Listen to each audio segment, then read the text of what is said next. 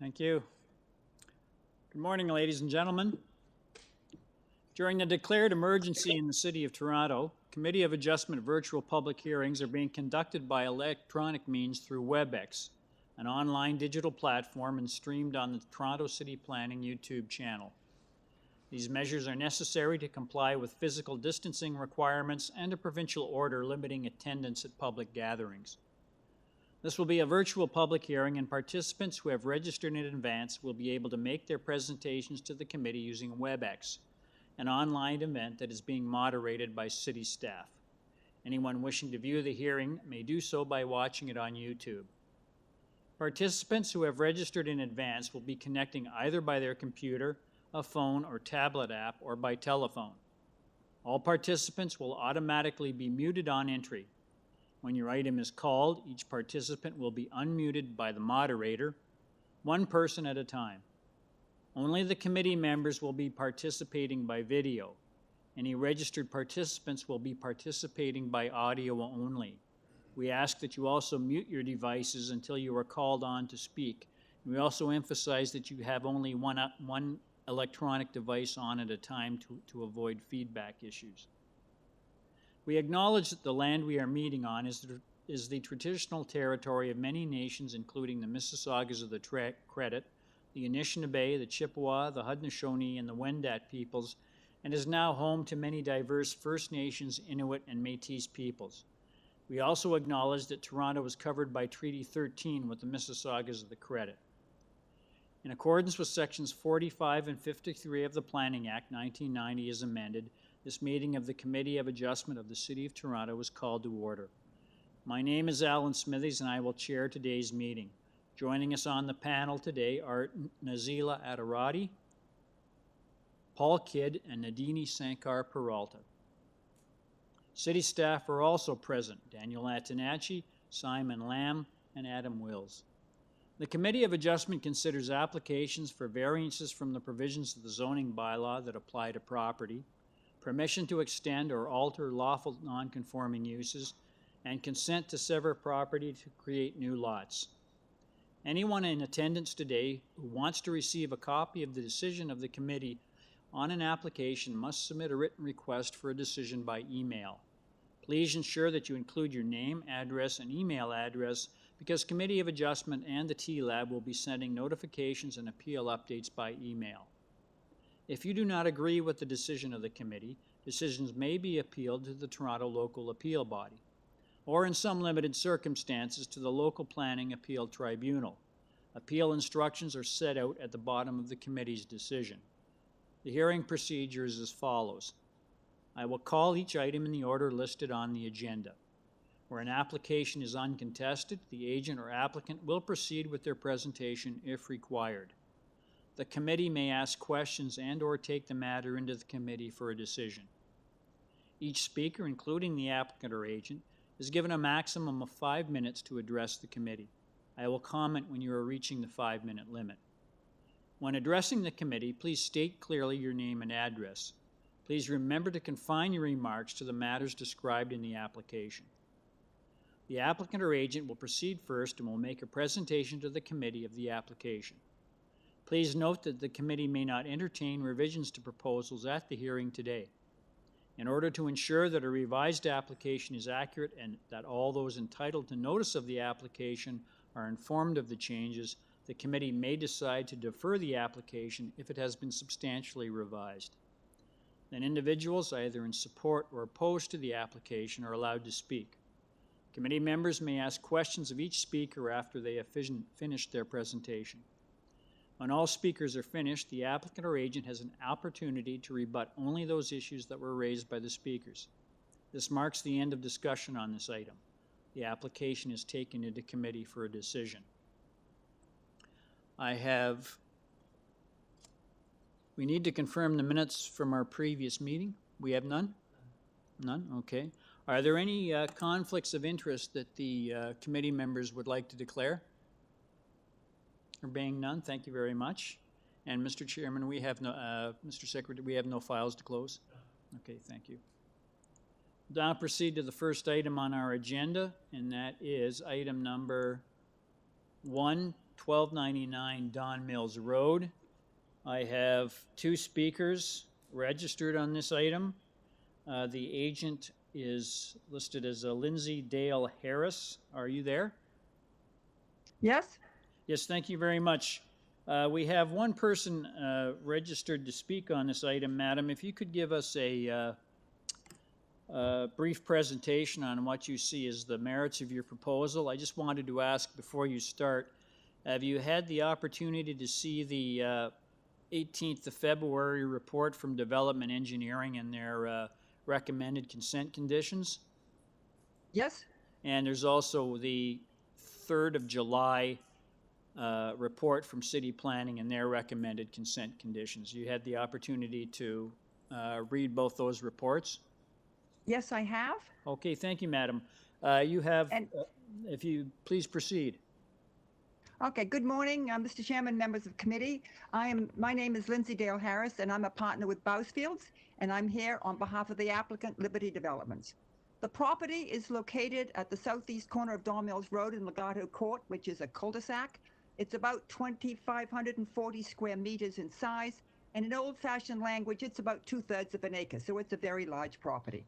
I've been involved with planning for this particular property for several years, and I've worked closely with the applicants, the residents, planning staff, and heritage staff in order to develop a plan which meets the objectives of all these groups: preserve the heritage house, create lots which are compatible with those in the neighborhood, and Legato Court.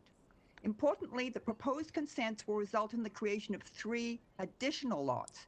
These additional lots will conform exactly to the site-specific bylaws which were adopted by the city in October 2019.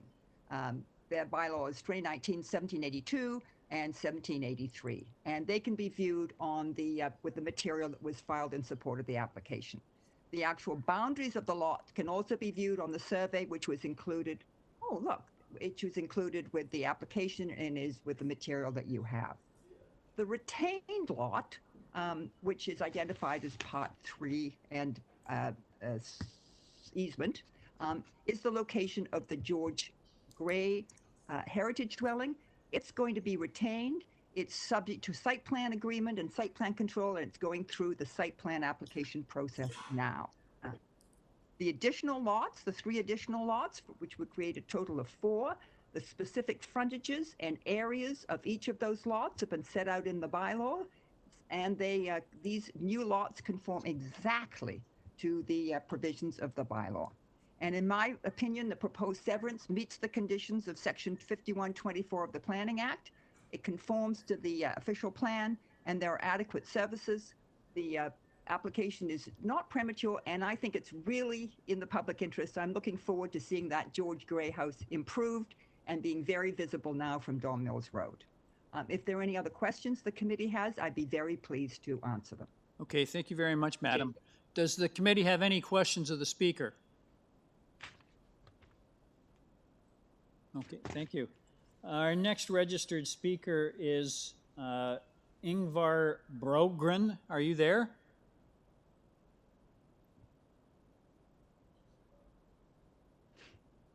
Ingvar Brogren, are you there?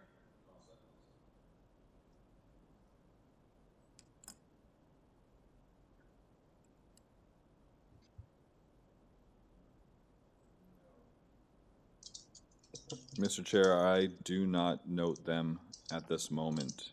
Okay, I'll take them off. So they're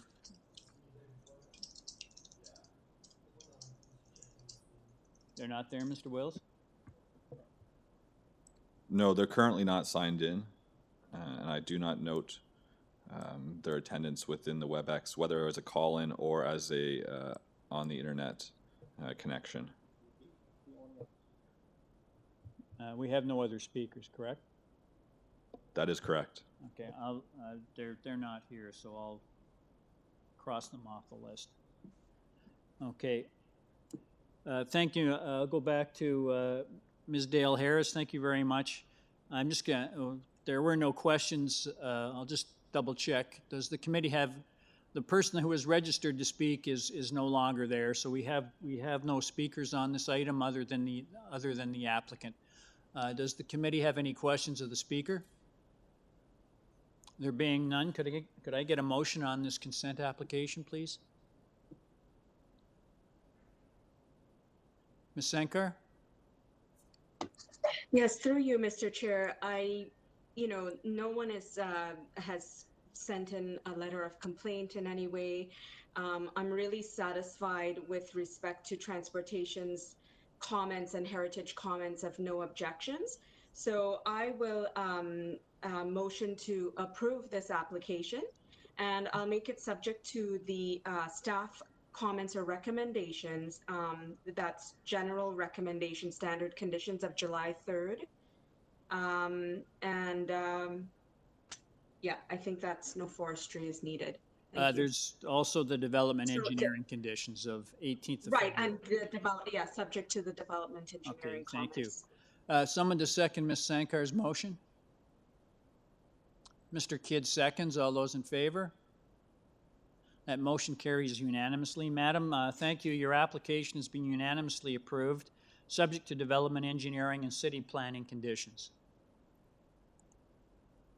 Thank you very much. Now on to item number 2, 939 Eglinton Avenue East. I have one person registered to speak on this item, is Mr. Foderick. Mr. Foderick, are you there? I am. Can you hear me, guys? Yes, I can hear you, sir. Wonderful. So I'm Michael Foderick. I'm a lawyer from McCarthy Tatro, and I act for the owner. Just a moment before you start, sir. Could I get your full name and address, please? Michael Foderick, Foderick. I'm the lawyer for the applicant. My name's on the letterhead for the cover letter, so you have my contact info there. Okay, thank you, sir. But now, before you start, I just wanted to ask, you're the only person we have registered to speak on this item. Have you had the opportunity to read the report from City Planning dated July 3rd? I have, as well as, in short, yes, I've read all the staff comments, and they should all be supportive and recommending conditions, and we're okay with all of those conditions. Okay, thank you. And I just wanted to mention, Mr. Foderick, I know it's not something that we normally comment on, but there was correspondence with Bell Canada dated the 17th of July. I guess it's just making note of some infrastructure in there that your client's going to have to protect. And I can clarify that. They wrote a last-minute letter saying that they would like some sort of an easement, as you said, protected. We got on the phone with them yesterday, and they sent yesterday to the committee a retraction letter, retracting their letter because there was a misunderstanding on their part. They were thinking of the wrong lands. They were thinking about lands that are near ours but not our lands. So the committee should be in receipt of a retraction letter, and I can forward that as well if it's not already in your possession. Okay. All right. That's between your client and Bell Canada. All right, then. Thank you. I'll just ask the committee. There's no one here who has registered to speak on this item. I'm just going to ask the committee. Does it have any questions, or would it like a presentation? No? Okay, thank you. Can I get a motion on this consent application, please? Oh, Mr. Kidd? Oh, we've lost Mr. Kidd, you need to unmute yourself. There. Mr. Chair, in my view, the requested variances are minor in nature and appropriate for this development. I'd like to put forward a motion to accept the application, subject to city staff conditions set out in staff report July 3rd and transportation conditions. The transportation report dated February 26th. Okay, thank you. Does someone to second Mr. Kidd's motion? Ms. Sankar seconds. All those in favor? Thank you. Mr. Foderick, your application has been unanimously approved, subject to city planning conditions. Thank you so much. Thank you. Item number 3, which is 101 Roberta Drive. We have, just a moment here. We have 4 speakers registered. to speak on this item, including the agent, Mr. Rubinoff. Are you there, sir? Yes, I am. Thank you. Yes. Good morning. Yes, Mr. Rubinoff, if you could give us a very brief presentation on what you see as the merits of your proposal. But first, can I get your full name and address, please? Yes, it's Glenn Rubinoff, 697 Mount Pleasant Road, Toronto. So this is an application. Just a moment, sir, before you start, I just wanted to ask, have you seen the staff report of July 4th from City Planning? Yes, I have. Okay, you're aware of its contents and conditions, recommended conditions. Yes, yes. And just wanted to ask, there's also a recommendation from Urban Forestry that this application be deferred to deal with issues regarding impacts to a city-owned Norway maple tree. Would you like to defer the application to deal with this issue? We've actually reversed the plans. The plans that you currently have before you have the garage on the other side. It's no longer impacting that tree. So this is no longer, they've updated, if you look at the updated report from Forestry, they simply request for a tree planting. They're not asking for anything related to a deferral anymore. They just simply are asking for a tree planting for condition number 3, I believe. So they have an updated report in the folder there. I see that. Thank you. Okay, sir, if you would like to if you could make a brief presentation to the committee on what you see as the merits of your proposal. Sure, thank you. Yes, this is an application for a lot severance at 101 Roberta. We went through a review with city staff on this, and the staff report actually is in support of this lot severance, that they felt that the proposed lots have a pattern that is consistent with the existing physical character of the... Mr. Rubinoff, can you speak up, please? Yes, yes.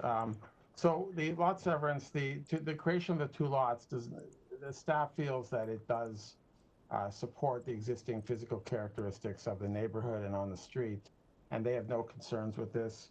With the lot severance or with the minor variances, we believe that this lot severance and the variances are consistent with redevelopment in the area, that it will support the lot pattern, and that the variances associated are minor in nature in consideration. We have followed, it's an irregular shaped lot, and we have followed, as you can see from the site plan, we step back with the homes. We're not projecting beyond the neighboring homes in the rear. We're very conscious of the trees in the area. The engineering had a memo to you about the width of the driveway, which we had subsequently edited.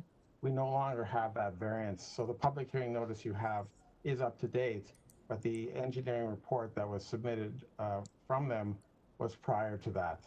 So there's no concerns from engineering anymore. Forestry has no concerns because we made adjustments. So we have worked with the city very carefully to make sure to minimize their concerns and effectively have addressed, I believe, the 4 tests of the Planning Act. And we believe that this lot severance and construction of 2 new homes. Okay, thank you. Does the committee have any questions of the speaker? There being none, we will move to the next person on our list. Brenna Weintraub, are you there? Yes, I am. Yes, thank you, madam. You have the opportunity to make your views known on this application. Okay, my name is Brighton Weintraub. I live at 100 Roberta Drive. I've been there for 34 years. Actually, the house has been in my family since it was first built in 1951. And at that time, the roads were, this Roberta Drive is a very unique drive. It is a very curvy drive. It is designed, as hopefully you've read our proposal. I've written it and have shown it to at least 19 people in our community who feel very strongly as a retired special ed teacher as well for the safety of the people on our street and the children walking on the street. During COVID-19, our families have been home full time, as you know. In order for children who cannot play in the park, people have to now park. Madam, are you there? We've lost her. Ms. Weintraub, are you there?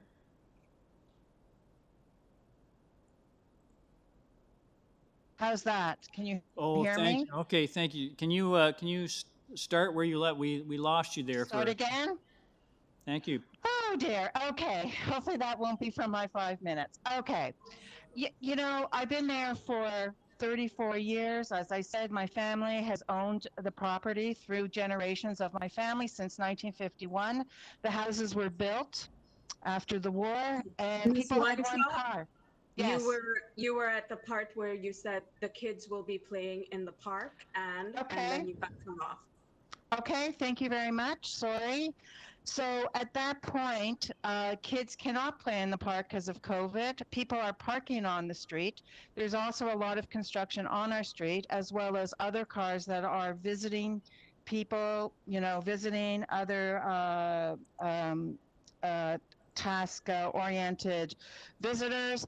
And so this, as you hopefully have seen through the pictures that I have presented, and this was at 9:30 in the morning on a Thursday, and then at 12:30. And you can start seeing where the curve of this property is and how difficult it is to see the stop sign that is coming. Garbage cans and recycling bins are all over the street. People are walking. If you look at the pictures on number 6, on page 6 that I've put in, cars are driving in the middle of the driveway of the street. Page 8, trees are blocking the way. People do not have sidewalks to walk on. During the winter time, the snowbanks are extremely high, and as you turn the corners, you can't see. I personally have had an accident of driving along Roberta Drive and somebody backing out of the driveway. I guess the issue is that no other property in our area has been divided into two homes. The only place has been closer to Lawrence Avenue, and it's a corner street that it has been on. So one house would be, let's say in our case, would be facing Roberta Drive, and another house would be facing Prince Charles. In terms of the visibility of the trees and taller buildings, things do get in the way in terms of as people are going around the corner. Our families it's a multicultural area, and families have anywhere from 3 to 8 to 10 children. And on the Sabbath, they're walking with their strollers, walkers, etc. I think it's extremely dangerous to put a second driveway. We welcome new additions, we welcome new renovations. As you can see, we've had many new builds at that corner, and no one has said no to them. And this time, we feel very strongly that it's just a heavily built area and corner, and I don't think we can handle anything more. And it's very nice to hear that the City of Toronto is not concerned about anything. However, they're not living in our area.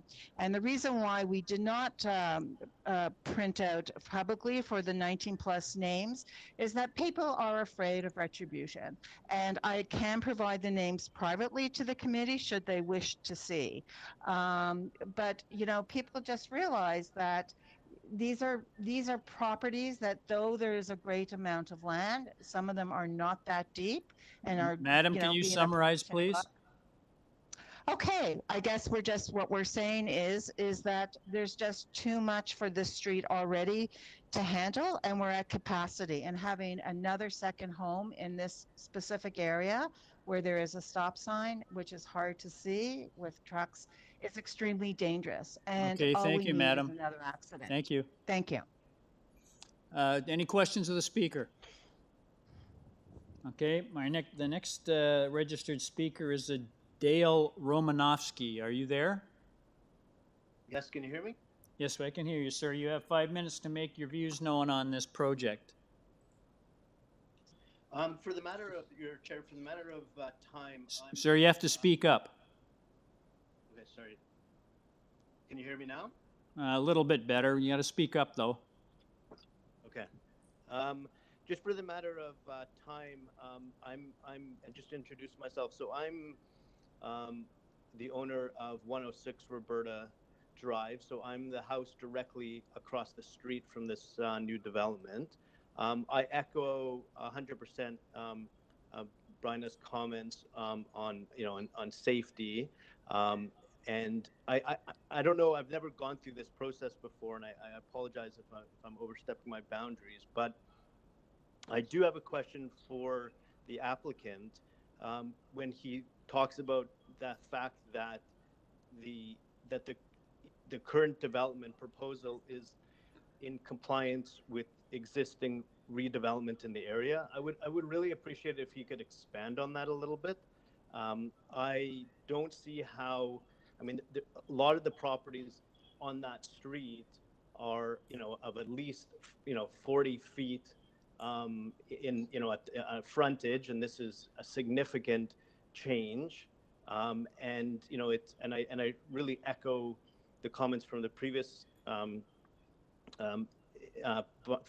Bryna with regards to the fact that there are no sidewalks, and having an additional property adds for additional traffic, and we're very concerned about ultimately safety is ultimately our primary concern. So I'll leave it at that. I don't want to spend any more time. We are very concerned about this development, but I would really appreciate a little bit more clarity on how this is how this redevelopment is in compliance with what's currently going on in the area. I will bring that issue up. Then the applicant will have the opportunity to address that question you raised when he comes back at the end of the speaker's corner. Okay? Thank you. Yes. Oh, I'm sorry. Are there any questions of the speaker? No? Okay, thank you. Our next speaker is Lisa Keshen. Are you there? Yes, I am. Yes, thank you, madam. You have 5 minutes to make your views known on this project. I live at 104 Roberta, and I just echo what Dale and Bryna said. I'm concerned about the safety, concerned about the traffic. I'm also very concerned about the appearance. We don't have any homes in this area that will appear to look that way, tall and narrow and skinny. I live across the street, so I'm very concerned about the traffic and the driveways, snowbanks in the winter, etc. So in lieu of time, I'm not going to repeat what Dale or Bryna said. I'm definitely opposed to this plan. And I too would like to know how the city, or what Dale had asked, I'd love to hear the answer to that too, about how there's no concerns and how they feel that this would blend right into our area when there's nothing else that appears to be the same. Madam, are you there? Mm-hmm. Okay, Yeah. Thank you. Yeah. Thank you. Okay, I'll just ask, does the committee have any questions of the speaker? There being none, that's the last person on our list of registered speakers. I'll go back to Mr. Rubinoff. Mr. Rubinoff, are you there? Yes, I am. Yes, I am. Mr. Rubinoff, you've heard the comments from the previous speakers. I guess there was specifically the question from Mr. Romanowski about how you came to see how this particular lot size fits into the area. I'd also like to see how you see that taking place. I know that there is a positive report from city planning, so if you would like to expand on that, please. Yeah. So this is this neighborhood. I used to live in this neighborhood, so I'm very familiar with it. The lots. There's a lot of curving lots in here. I mean, we have the park behind. A lot of the streets follow, certain patterns of wrapping around, kind of in a ring pattern. A lot of the redevelopment, what I was referring to, is related to the fact that the type of developments that are going up there are similar in terms of in terms of layout, in terms of square footage. The lot patterns, though, and this is what staff kind of echoes in their report, is that the lots have a pattern that is consistent with the physical pattern of the immediate block. It's hard to take an irregular lot and apply standards for other kind of more standard size lots. The lot frontage at the front, for the existing lot is quite wide and it narrows to the rear. We looked at this and realized that the impact of driveways or just addressing the street, I don't find that it's going to cause any negative impact on this block. It's a second house in from Prince Charles, and it starts to curve right next door for 97. But staff did look at this whole area, and I have looked at the whole area. There are several circumstances similar to this, where on a curve where there's a broad, wide frontage, it's hard to kind of make use of that space. We felt that this proposal does kind of pull together a pattern that's on that curve, and that we're reinforcing that. The other thing that was brought up was about the safety. As I said, transportation's report, even the one that was submitted prior to the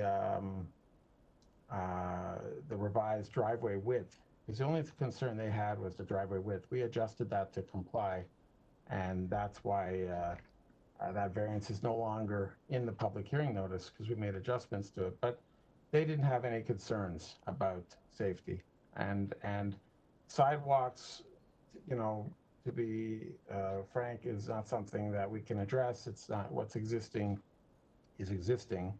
But the lot patterns and the lot frontages, while they're it's an irregular lot, I feel that it doesn't take away from this lot pattern in the area. It just reinforces it. Okay, thank you, Mr. Rubinoff. Are there any questions of the speaker? Ms. Sankar? Yes, hi, Mr. Rubinoff. Thank you for addressing some of the safety concerns. That was something that was high on my list to understand. So I appreciate that, and the comments about transportation having had a review. I'm still not hearing from you, though, that this is a pattern that's in the neighborhood. You've heard from 4 of the residents, or 3 of them, and they've cited that there's about 19 people who feel the same way, that this is not a character of that neighborhood. You've mentioned that it is the character of the immediate street, and that severances have gone on, and that this is an irregular lot itself, and I can appreciate that. But I just want to hear from you a little bit more about why you feel this does meet the character of that neighborhood or that particular street. Okay, thank you. When I look at every street has a curve in it. Every street has intersections where you come to a point where there's either a narrow frontage on an inside curve or a wide frontage on an outside curve. There's several cases in this neighborhood. I'm looking at one over on Brookview Drive. It's on that map that I provided, the neighborhood map. Near Ridgevale, there's a triangle there with 2 houses in it. It's on a curve. You're backing onto some houses from one street onto the other.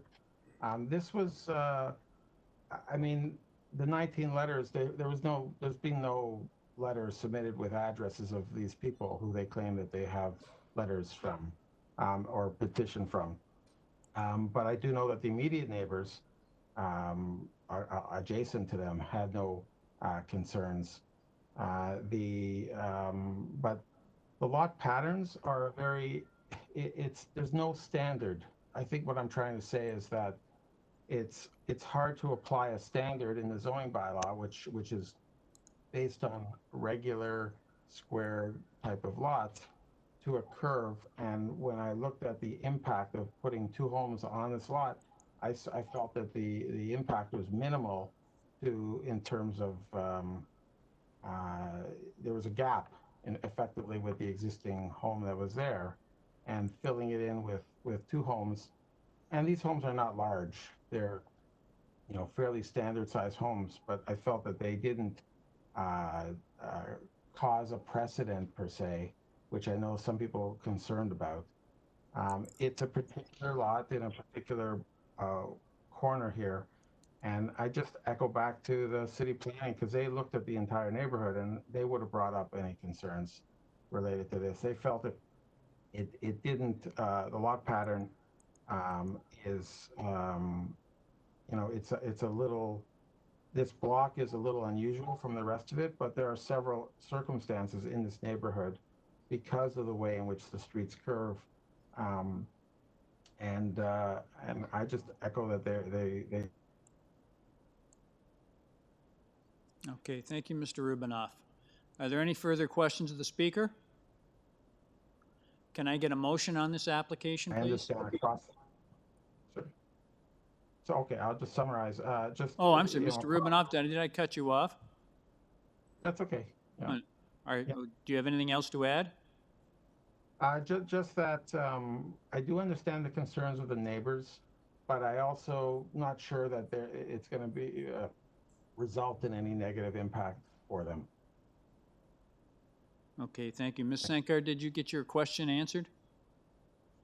Thank you. Can I get a motion on this application, please?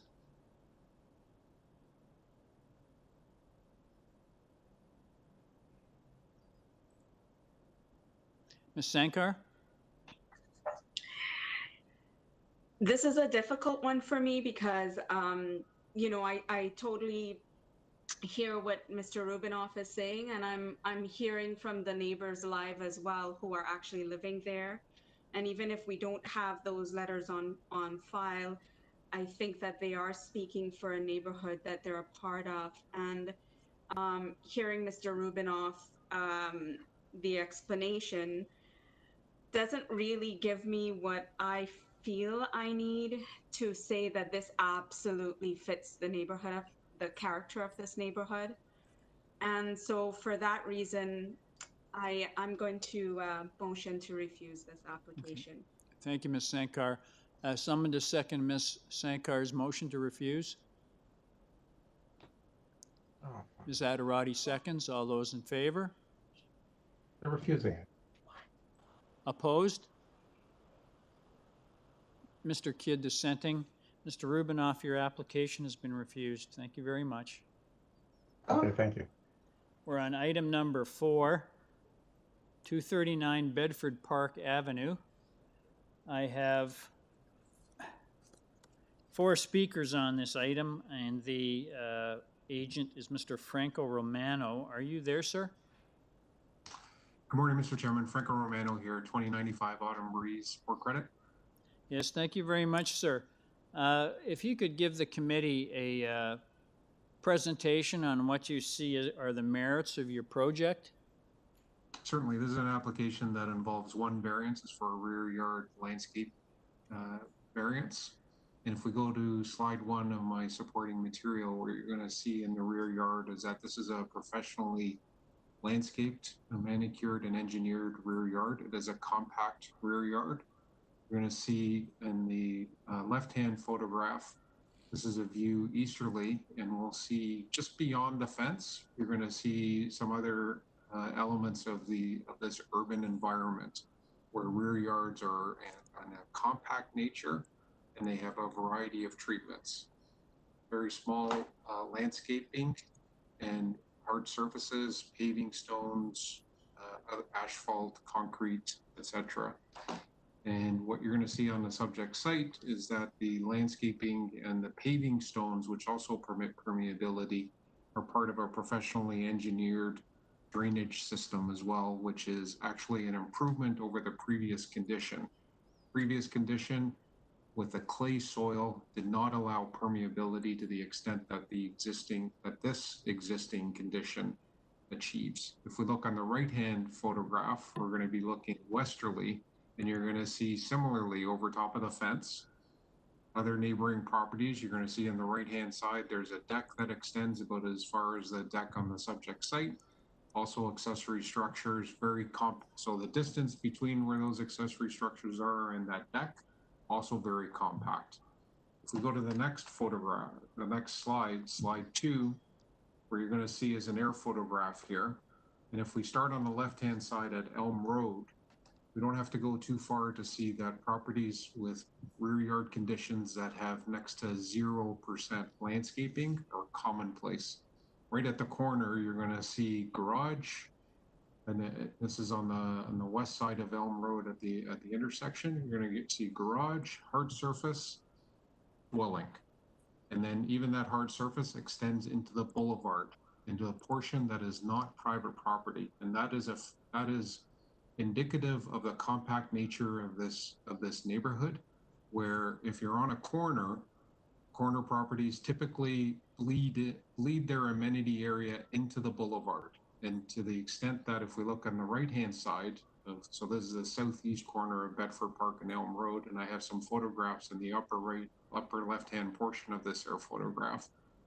The fencing, the landscaping, is all right up to the sidewalk. Now that property owner does not own land up to the sidewalk, and what's in between that hedge and fence and the property line is also not completely soft surface.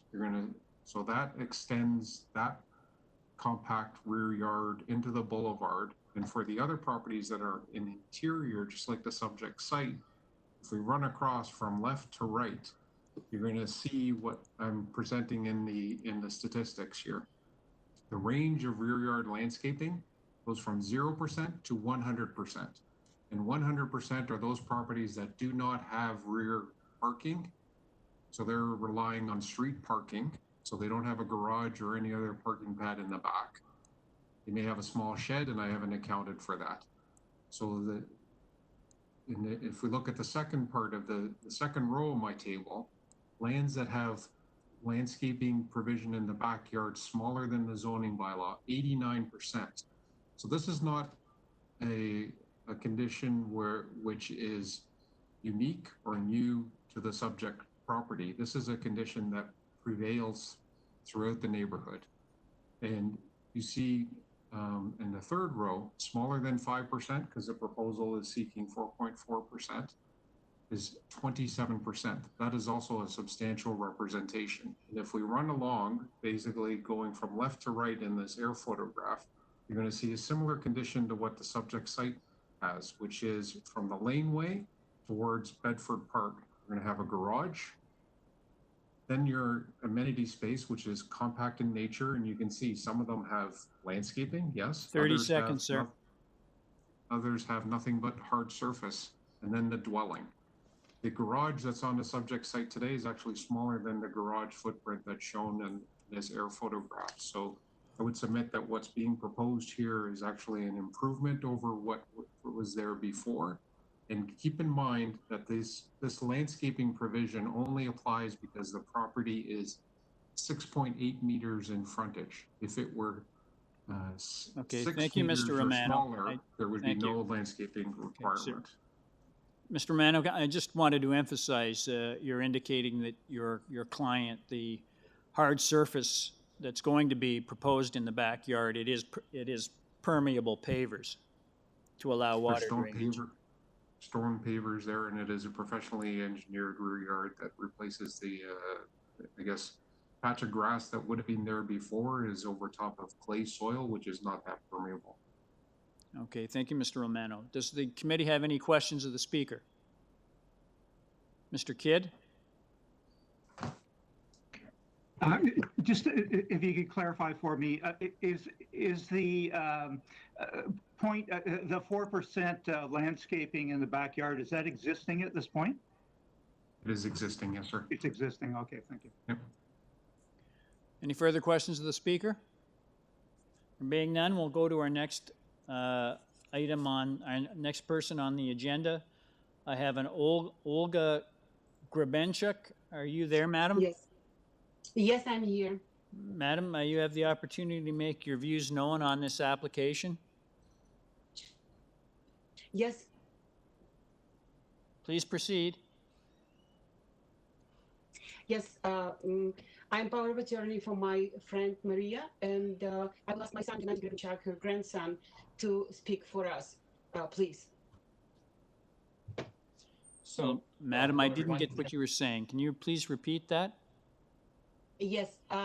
I'm power of attorney for Maria, and I would like to represent and speak on my behalf my son, Gennady Grebenchuk. Please. Pardon me? Okay, all right, please go. Okay, then please proceed then. Thank you very much. Yeah, thank you so much for accepting our Can I get your full name and address, please, sir? 237 Bedford Park Avenue. We're right adjacent to the property of 239. Okay, thank you. Okay, thank you so much. So, Can we get your name, please? Your name. Yes, Gennady, Gennady.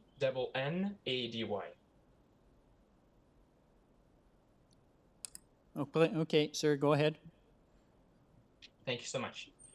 So during the construction of 239 Bedford Park, I'll refer as 239, during 2018, we have called numerous times and emailed the city numerous times about our negative views of the construction of the property. A walkway was poured between the two houses of 239 and 237, and in front of the house partially on her land, without my grandma's consent, written or verbal. Sir, that has no relevance to the variance that's under discussion. Can you confine your remarks to the variance that the applicant is requesting? Yes, but this all leads to the basement flooding that we had, resulting to this property that was built. Okay, well, So, that does not weigh on the committee's decision, sir. We don't deal with drainage issues. As the applicant, before he can get a building permit, has to submit a lot grading plan and all that to make sure that its stormwater's handled on his own property. Okay, so we didn't get any kind of documentation for the plumbing in regards to the pipe settings and the grading. So where could we find these inspection reports to find out what was exactly... I suggest you discuss that with the building division. How can we discuss that if every time we discuss and we don't get any answers? Well, sir, I can't explain how they handle their business. All I'm dealing with is this one minor variance we have before us. All right, so my next point is... All you have to say, sir, are you opposed to it or are you in favor of it? We're opposed to this. Okay, thank you. Are there any further questions of the speaker? Okay, we'll move to the next person on the agenda. Megan, and please forgive me if I mess up this last name. Awachu, are you there? I am. Yes, madam. Can I get your full name and address, please? Yes, it's Megan Iwacu, Megan, last name Iwachiw, and I'm at 241 Bedford Park Avenue. Okay, you have the opportunity to make your views known on this minor variance request? Okay, so we fought this before it was built, including the backyard. We had the same concerns. We have the same concerns now that we did then. We attended all of the hearings during the construction to no avail. But what was eventually approved through all of that doesn't look at all like what has been built. I know the house is not being discussed right now, but it doesn't look anything like the plans. It in no way matches our neighborhood. Madam, can you please... I would say the same backyard. Madam, can you please confine your remarks to the minor variance requested by the applicant? We're not dealing with what happened in the past. Yeah, so there is no softscaping in the backyard. We were worried about the original plans, and what's been built is even worse. The gentleman who made his original comments referred to the backyard as landscaped or manicured. It is concrete. That is all there is just concrete. What you see in the photos are plants in planters. The backyard, as we understand, has already been built, obviously, without the proper consent. And, you know, our issue really here is just, we don't understand how this process can work when someone can just build something other than what's been approved and then ask for a variance after the fact. And to call this a minor variance is very difficult to understand given the dramatic change from what was already a concessioned approved and what's been built. This is not minor, and it addresses all of our concerns that we had. This just feels like a blatant disregard for the rules. And more than anything, I'm very concerned about flooding and drainage, but more than anything, this is just a terrible precedent to set for our neighborhood and any neighborhood, that people can just build what they want and ask for forgiveness later. So that's why we're back here again, trying to have this discussion. Okay, thank you, madam. Any questions of the speaker? Being none, move to the last speaker on the list, Steve Ilku. Are you there, sir? I'm here. Yes, sir. I think I'm still full name muted. and address, please. Stephen Ilkew, 245 Bedford Park Avenue. I'm also opposed to this. I do have a question for the committee of why their previous rulings wouldn't have any bearing on this current subject that mirrors the ruling that was made past, which is to reject this variance. Pardon me, sir? Well, in the past, in like 2016 or 2017, sir, can you speak up? This very topic came up. The architect at the time proposed a French drain to solve the problem. The committee, the engineer, I think so, the engineer on the committee said, look, drainage is important for the house next door, 237. And the committee ruled that the excessive hardscaping in the backyard was a bad idea and it was not approved. So I don't know why that decision wouldn't be relevant to today's conversation, but I digress. I'll continue. Well, it's not a minor variance, as Meg pointed out. Okay, thank you, sir. Okay. 91.2. Am I being told to stop? Okay. Hello? Oh, well, please, I'm sorry, I'm not cutting you off. Please proceed. Okay. The hardscaping is excessive. I don't think the person who presented the case to keep what they've done, one, I didn't see any evidence of any drainage. I saw some photos of a concreted backyard, but I didn't see any evidence in those photos of any sort of drainage system. They were just words. There's no evidence that I could see. As for citing other examples in the neighborhood, based on what I've seen in other backyards and having lived in the neighborhood or in my house for over 40 years, no backyards I've ever seen have had that type of hardscaping. There's always somewhere for the water to go. I think where the water goes is very material to this because it's part of why the bylaw exists, to maintain a certain amount of softscape so the water can escape from properties and not damage other properties, which it's doing in this case. The result, and I've seen the photos that 237 shared with me, there's mold in the basement that never existed. There's flooding that's taken place. It is a material concern to where the water goes. As for clay doesn't drain as well as concrete, I find that hard to believe, or some sort of drainage system. And I don't see any evidence to support that either. The water level underground, and I know this from a recent renovation of my house, if you dig down about 6 feet, you hit water. So the water needs somewhere to go. And right now, the builder, the owner, the architect, whoever at 239 Bedford Park Avenue, this committee doesn't deal with drainage issues. So you can go on about drainage, but it doesn't affect our decision. I mean, it's not part of this part of the planning process.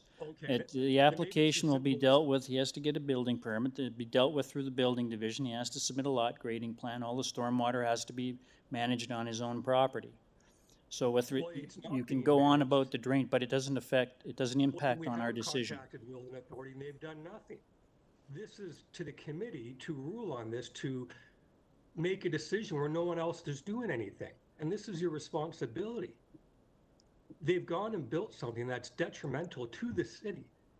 And it's not ethical on their part.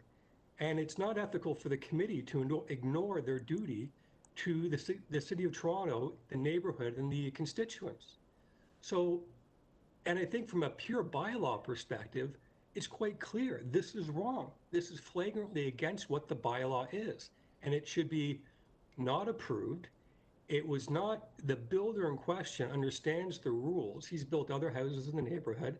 This came up in meeting. There's full knowledge of what he was doing, and he chose not to follow the rules. And what needs to happen, the committee, in my opinion, should reject the request and then at some level oversee to make sure that they repair the damage they've done to the backyard in terms of over hardscaping. And yeah, if it's purely the bylaw, then let's focus on that, because really the city offers 50%. That's what the city's agreed to, and they've taken more than 90%. And it should go back to 50%. I'll finish there. Okay, thank you, sir. I'm just going to ask, did you make your concerns known to the planning division, city planning? I did numerous times, as well as my city councilor. Okay, because we have no comments from city staff on this application, from any city Well, that's division. shocking. That is shocking. And it goes to, if you read my letter, one of my concerns is that there may be some degree of corruption going on in the background. And the fact Okay, that sir, there's no sir, recorded comments, that's enough. I'm Thank you not very saying much. that's what Thank you, sir. happens. That's Any the questions of the concern. speaker? Any questions of the speaker? There being none, go back to Mr. Romano. Sir, you've heard the previous speakers. If you want to reply. Yes, sir. I think the previous speaker actually confirmed the fact that this is a subject property that's located in an area where there are drainage issues, even if there is softscape, because of the soil condition. And the proposal has a grading and drainage plan that has been fully approved, authorized by the city, and signed off. And that includes the rear yard condition as it exists today. I also want to keep in mind that the fact that the subject site, if you look at the site plan, the front yard also has landscaping. There's also provisions in the bylaw for front yard landscaping, and the proposal, as it's built today, has 110% of the front yard as soft landscaping, whereas the bylaw only requires 75%. So I think on balance, when you're looking at their permeability for this compact lot, in terms of water drainage, for the permeability is appropriate for this lot within this neighborhood, where the soft landscaping is actually larger than many of the other properties in the neighborhood. And in terms of the grading and drainage system, it currently permeates into whatever is soft landscaping right now. It permeates into the stone pavers, and it is directed in the rear, and the rear drainage that does not permeate into the ground is directed towards the rear lane, which is where it's supposed to go. That's what the grading and drainage plan approved by the City of Toronto requires. Subject to any questions, sir, I submit that there is no adverse impact, and the proposal is in keeping and certainly respects and reinforces the condition of rear yard landscaping within this neighborhood. Thank you, Mr. Romano. Does the committee have any questions of the speaker? There being none, could I get a motion on this minor variance application, please? Ms. Sankar? Mr. Chair, I really appreciate the speakers for bringing in their concerns, but I do believe, again, to reiterate that drainage issues aren't something that we sort of deal with. And in the absence, I could only look at what's before me, and looking at the fact that, I don't have anything from, engineering or forestry or or the city staff having any of these concerns, and they wouldn't have had the ability to go through building this without, having gone through those types of layers of scrutiny.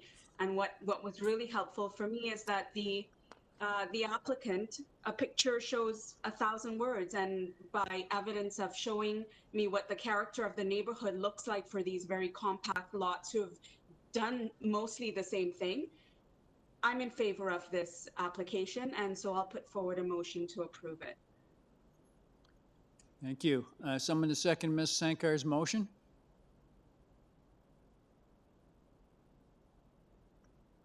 No one to second Ms. Sankar's motion? That motion does not carry. Can I get another motion? Mr. Kidd?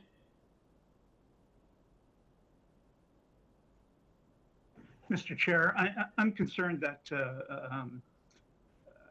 the fact that in 2016, the Committee of Adjustment turned down an application for rear lot coverage of 36.3%.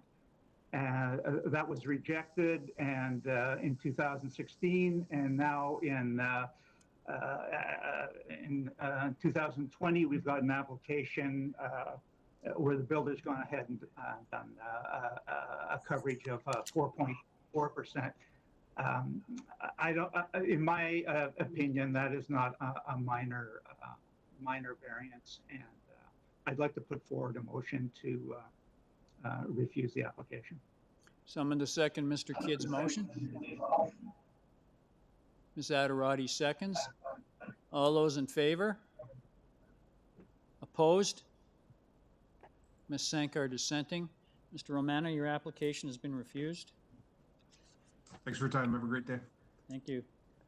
I just asked, before I go back to the agenda, Mr. Secretary Treasurer, on the agenda I have before us, we have all 24 items scheduled for this morning. Is that correct? Okay, all right. We're on item number 5, which is 3 Garland Avenue.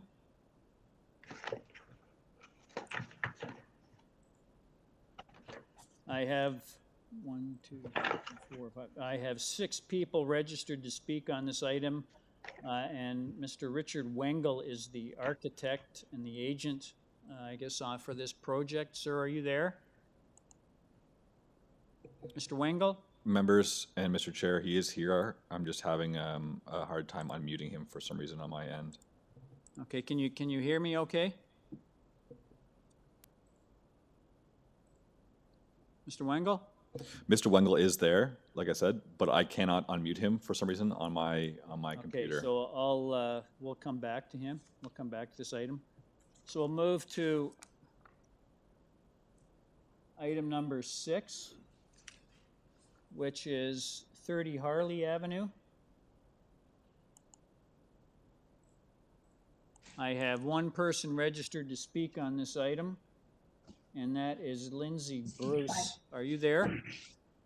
Yes, we are. Hi. Hello? Yes. Lindsay Bruce? Hello, can you hear us? Are you there? Okay, can I get your full name and address, please?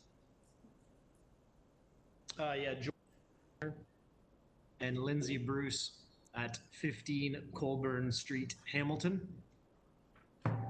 Okay, thank you, sir. I just wanted to ask, you're the only person I have registered to speak on this item. I just wanted to ask before we get any further, have you had the opportunity to see the city planning report of the 7th of July?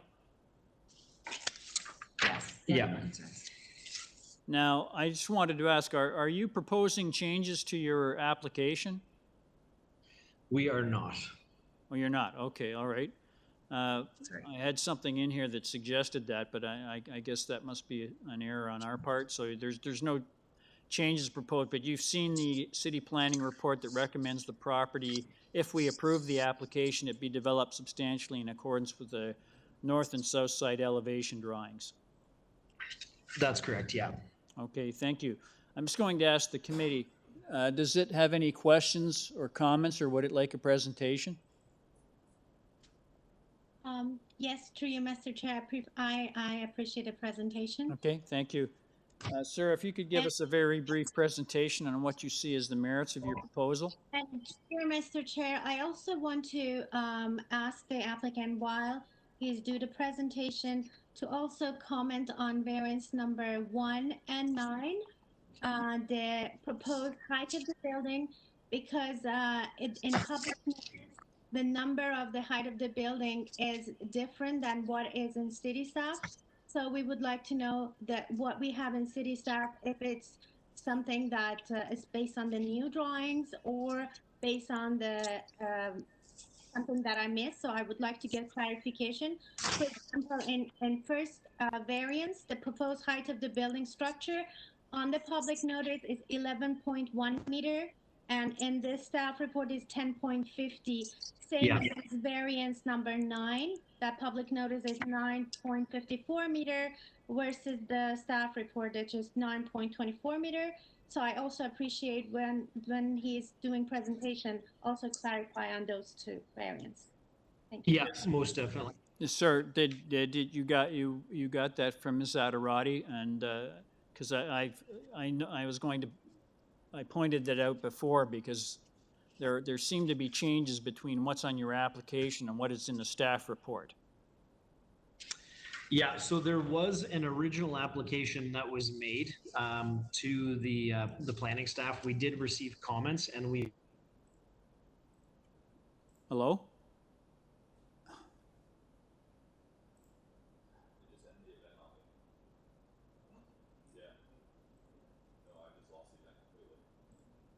We lost him?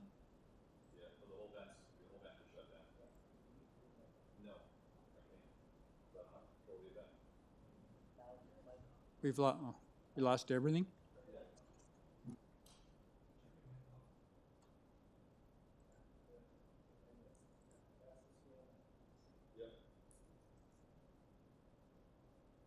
Looks like we're going to be for a little break then.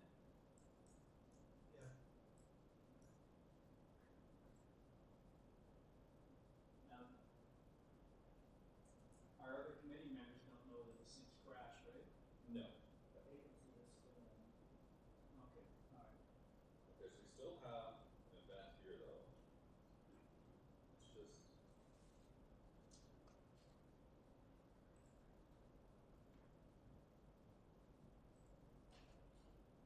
Simon, if you want to try, Paul's back in. Just connect the exact same way as you did last time. Just Paul her back in. Yep.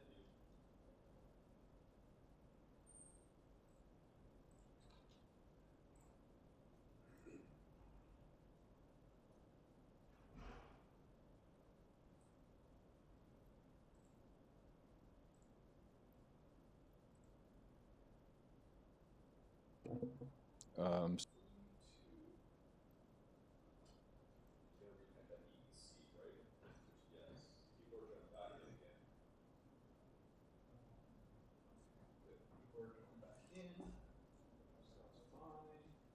Yeah, this time it's still there, sitting there at the event day.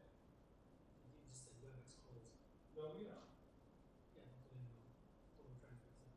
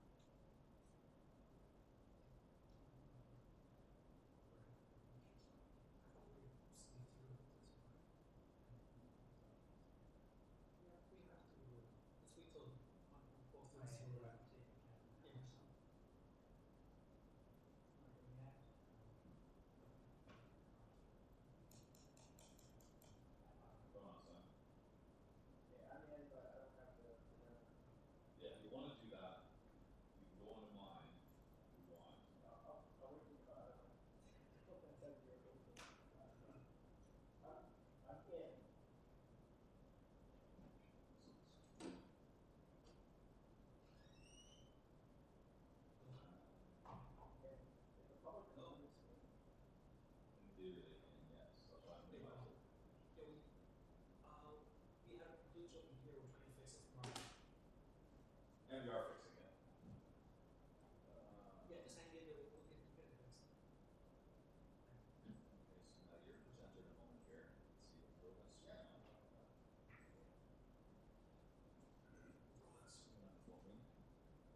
Well, but I need to join though, so that's why this is gonna, they're still gonna see this, no matter what I try and do, they're gonna see this. That's fine, whatever. Yeah, it said I'm sharing. Yeah, no, it's just, it's what's up, it's happening.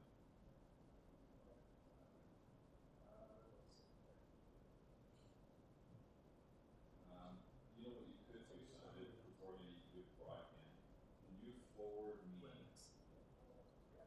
Oh, I didn't send it to you. No, it's fine, never mind. Okay. Barb said she was. Okay. Barb's doing some WebEx training for a new member. She got booted out. She got booted out too. So she said just restarted. Yeah, that's what we do. So add and restart. So it's WebEx in right there, then clearly I don't have WebEx doing join event.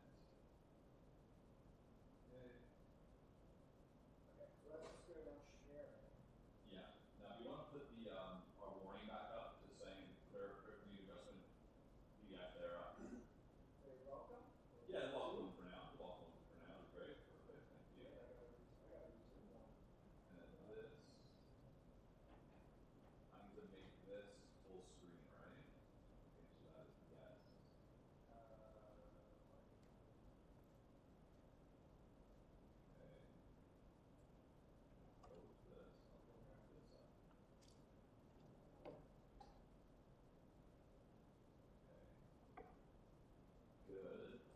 All right. So we're back. So what I'm going to do now is I'm going to email the attendees. I'm going to reply to that email I sent yesterday to the attendees. Dear attendees, the same link should work. Please rejoin and we'll be ready to go. So they're all gone too then, right? They were, but people are already filing back in though. Okay. People we already have 23 people inside again already, so. There we go. Perfect. Do that for Yeah, I made that last night. Anticipation was done. Yeah. I couldn't find a city travel. So now we need to. You go to YouTube still running, right? Yes. Yeah, so tell Gio not to stop the timer. When it resumes, the clock keeps running. I'm going to have. Yeah, Gio keep the timer running. Good afternoon, members and attendees who have joined. We just got booted up from WebEx. It appears to be that was a WebEx problem, not a City of Toronto direct problem. If I could have member Mr. Kidd or member Nizzi Adarodi West to just do a voice check for me. I want to make sure our system is working in the office here. If any member could hear me, please wave.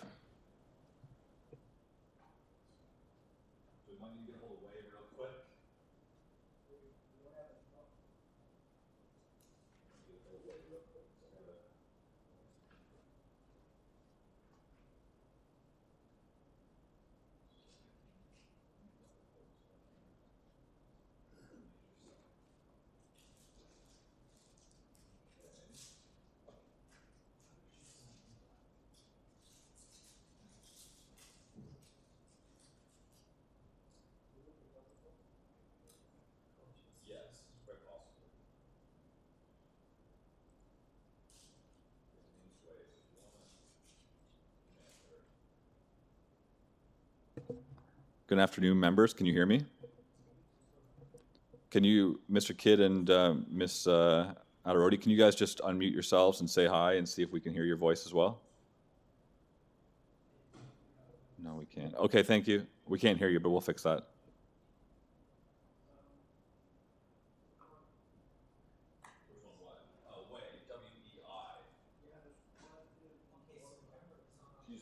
She's an IT person. Is that her name? Let's say.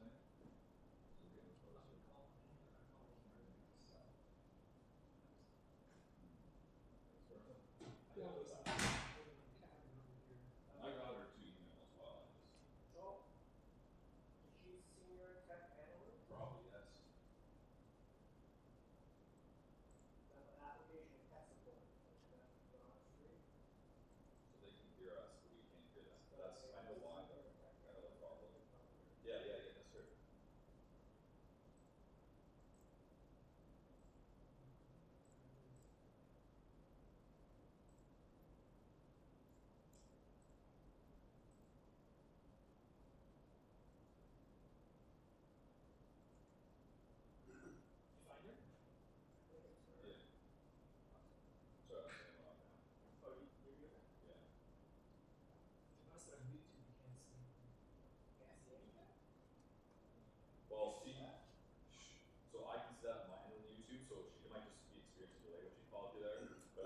see on my side, I can see that screen on my side literally. And we're leaving, right? Yes, because the problem with that is because, so I just logged into that. I logged into that one technically incorrectly because I don't know. So I'm gonna have her come down. The upper right? What? The upper right. Yes. We just can't, we don't have sound in this room yet, but I know why. I just don't know how to fix that.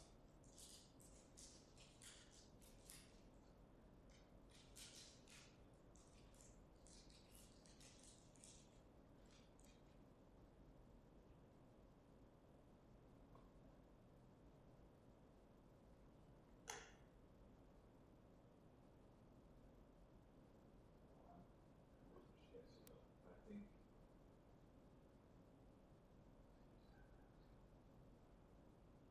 What's your last name? who waits? It starts with X, I think X, E, I. Yeah, X. So I have, So she's 394, 56, 95. Yeah. So 399 West Mall. Get me home.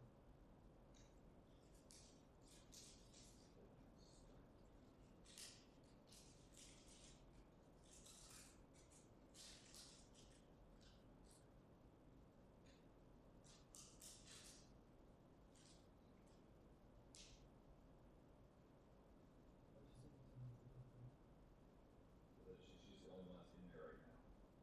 The other two have left. So can you put that, just sign back up, you know? I am. Okay, you want to hit stop sharing and then? I can do it on my screen. No, I know. Can I hit stop sharing? No. Something overriding my screen. I know. You know what? Who's my team be on? Except for both of us. She probably have a cell number. No one knows what it is.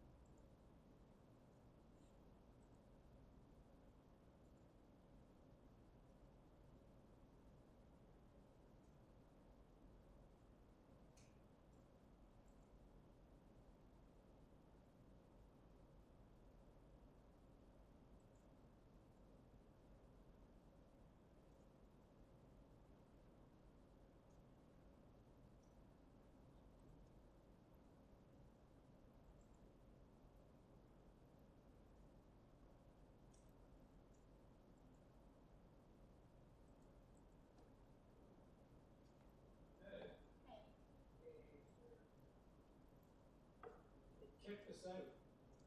Oh, Sounds like that's our WebEx. section? Yeah, it sounds like WebEx completely kicked everybody out. So, I'm not sure what the cement stage is here. Like, I think I figured it out, but you just showed up, so do you mind if we can jump stock and maybe see if the sound back up? This is the second time it's happened, right? Last week it happened too. Correct.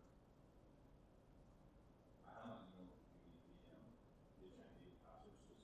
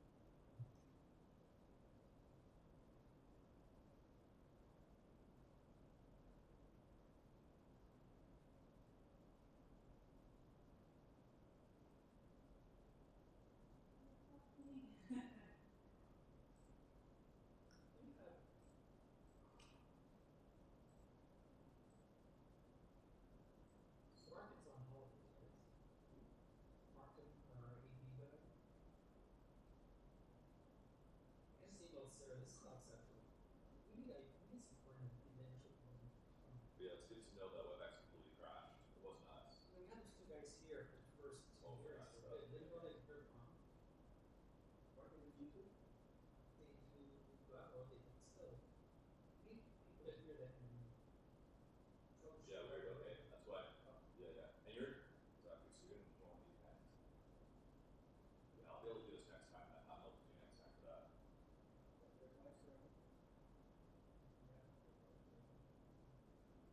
Now, should I make you a panelist? You, that computer. No. Okay.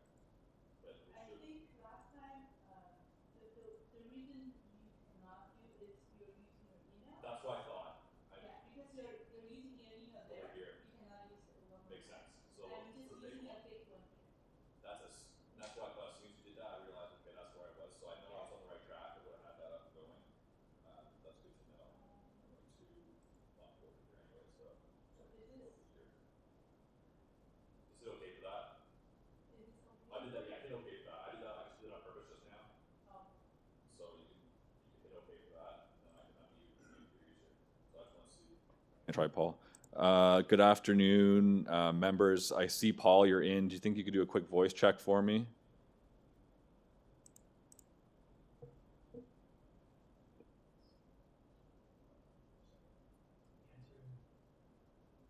Well, he's not really there. Well, Nazila's coming in, so I'll check her. Yeah, the video. Where's Paul there? Hey, Paul, can you give me a voice check? I can see you, but I can't hear you. What did you do to do that same thing you did last time to reconnect properly? Yep.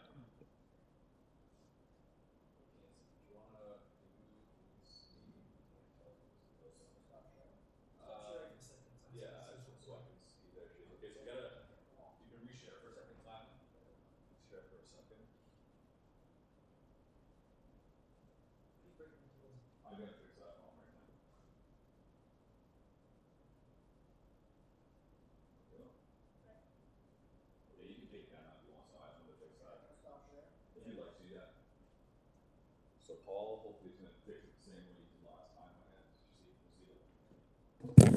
Hey, Nazila, can you hear me and also say, unmute yourself and say hi? Okay,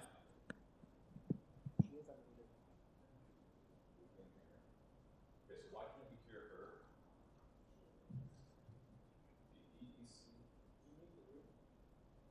No. Check Paul. Paul's gone. And EEC is remuted it. Unmuted it.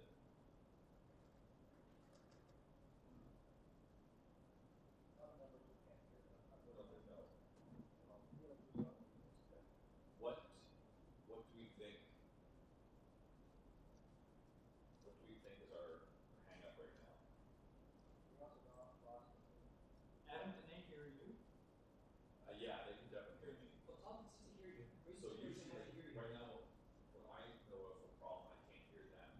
It's because that's muted, but I think that I have it unmuted right now, right? So. But they are muted. Well, that's okay. Like Paul actually is unmuted right now, but like when they did try to say something, we couldn't hear them. But maybe. Paul and Nadine and Nazila, can you guys just wave at me if you can hear me fine? Okay, perfect. Now, can you either one of you say something for me? Yeah. Okay, we can't hear you. I don't know why yet. Ask Paul if he did the same thing he did last time. Yeah. Paul, have you done the same steps you did to open your microphone back up you did the first time you connecting this morning? Just thumbs up, thumbs down if you've done those steps, because I can't hear you.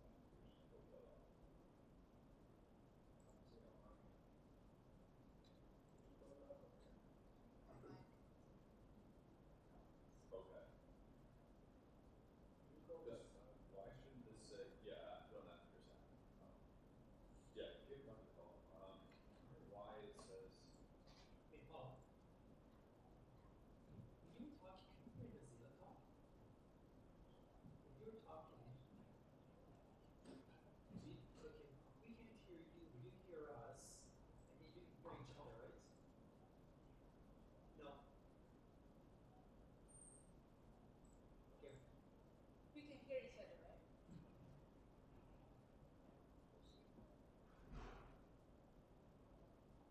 Okay. And we can't see in it, can we though? We can't hear you guys now. No, this computer's not on. We're trying. Yeah, you're right. It's at our end, so just don't do anything. I'll have to log back in again. We'll have to call Mike anyway. Yeah, it's okay. Don't do anything, we'll try to fix it on our end. Oh, Mike will have to reconnect. Maybe that's why our problem is then, because Mike has to reconnect. So they can hear each other. All in this Zilla can hear each other.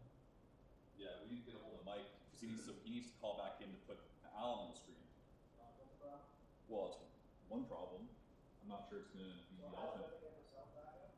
Not yet, at least. We don't want to get the meeting. I'll call her. Okay.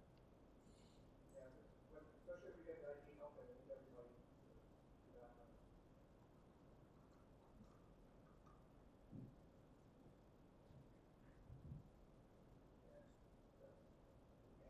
That's fine.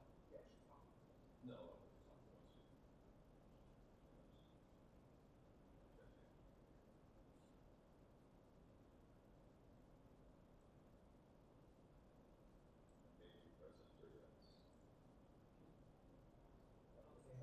We're having thoughts from our end too.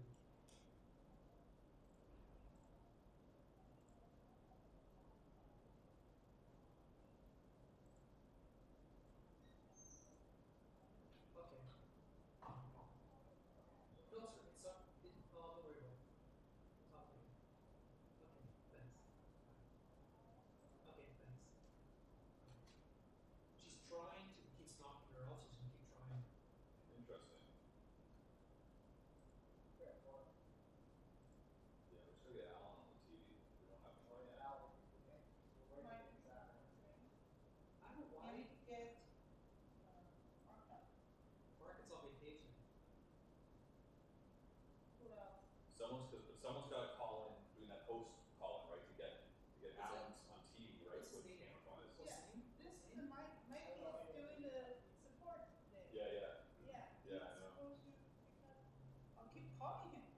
Nadine is in now. Oh, your name's that? Nadine is in. What's his saying's the last name? I don't know. Paul Lee? That's his name? Everybody's in now. I don't see it. No, I know. It's just because we can't. They're usually, trust me. Okay. Somebody's been wanting to get this on. Well, yeah, take it out for a second, I guess we can see that. Well, I don't know what other people are. There's people in there, so you can see it. What's that guy's name? Oh, I gotta move. What's the back up here? I gotta move that. Cursor off his face.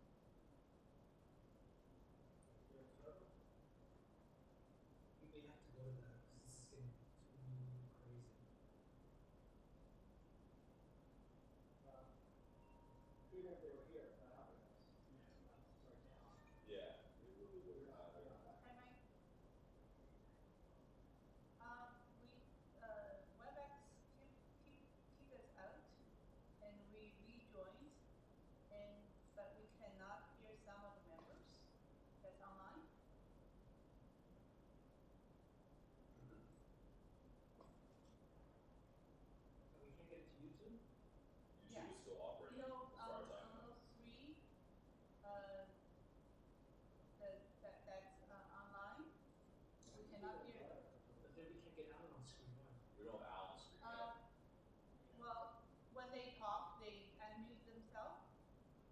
I think they can hear each other, right? They can hear each other. They can hear each other, but in this room, we cannot hear them. And we don't have to share on the screen. We don't have. Alan's not on the screen. Oh, Alan is not on the screen. Using the internal camera. The camera thing is not. The chairman is not on the screen either.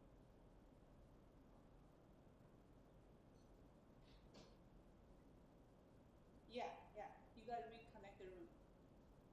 Yeah, exactly. That's why. Same information, yeah. Yeah, same information. You have to, because we're off, right? Totally off, kicked by WebEx, so everyone have to reconnect. You have to reconnect too. Yeah, okay.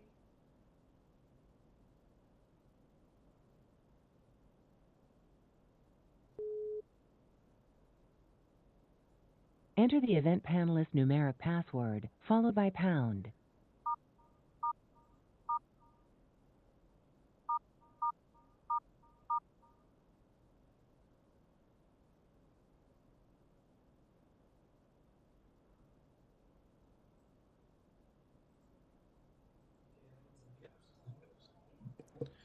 Good afternoon, members.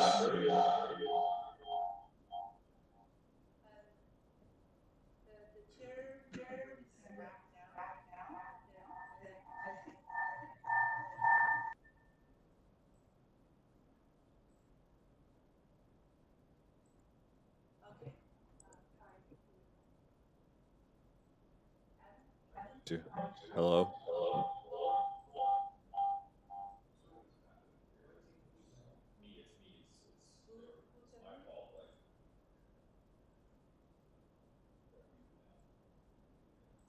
Yeah, ECC is unmuted. Yeah, no, it's there we go. Okay, now. Hello, hello.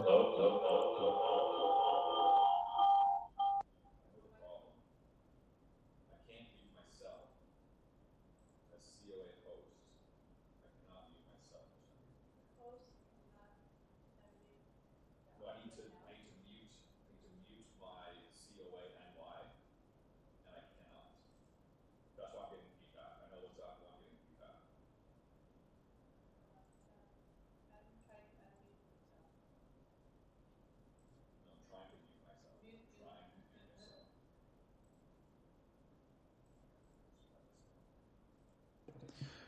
Good afternoon, members.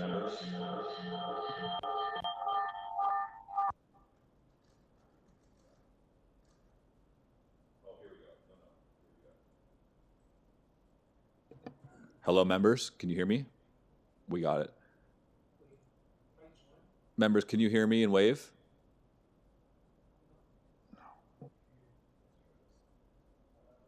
Members, go ahead.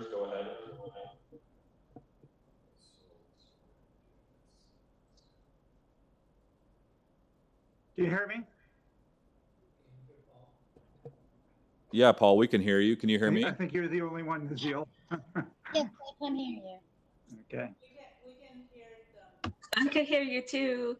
Okay. Oh, Yeah. Folks, there can you hear are. me? Okay, Can you hear I me? hear you as well. So, Perfect. we're Can you getting hear there, me? I think. No, they can't hear me. Members, can anyone hear me? No.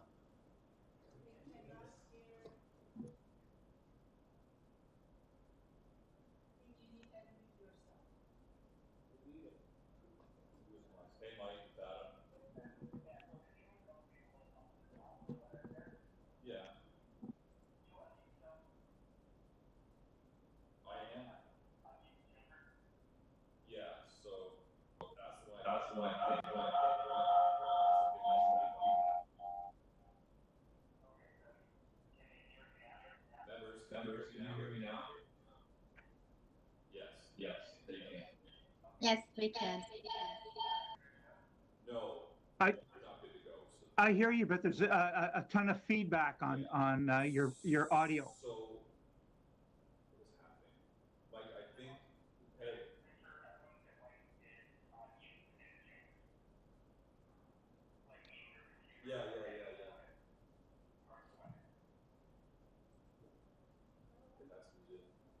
That one is muted. Hey, members, can you hear me? No, they can't hear me. If I go, members, can you hear me? Yes. Yes.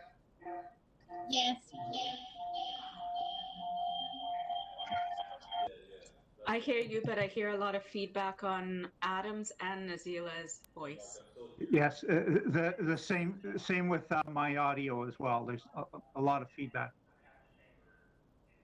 It's not usable. Okay. I disconnect and reconnect. You sound good now, Nazila. Okay. Yes, the two of you sound very good.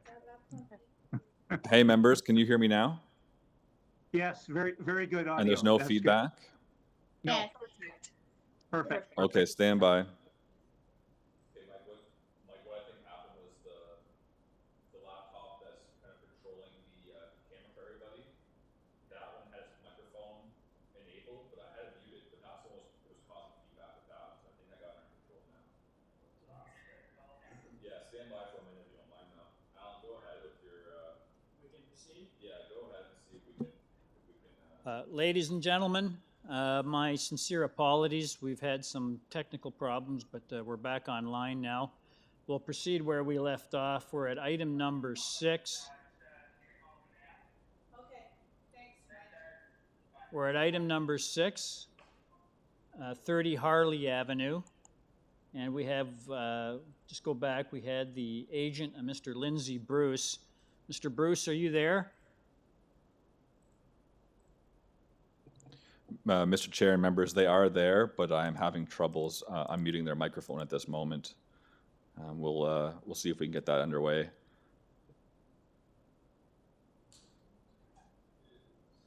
you want me to go back to another application? We haven't done 5 yet, so we got back to 5. Go back to 5? I thought we were on Garland Avenue. Number 5, Garland. Okay, we'll go back to 5 Garland.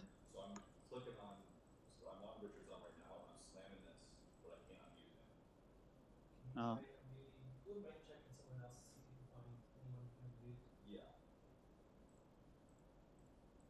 Yes, I can't undo Lindsay either. Here, let's try it here.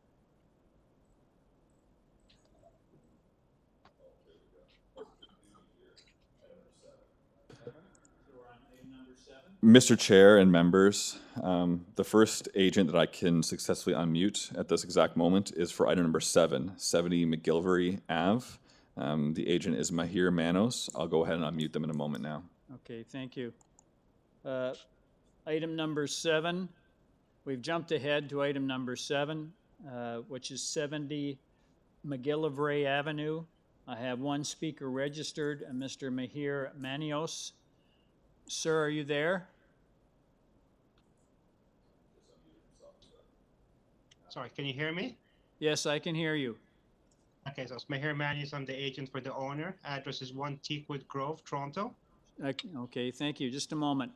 I notice we have no one registered to speak on this item.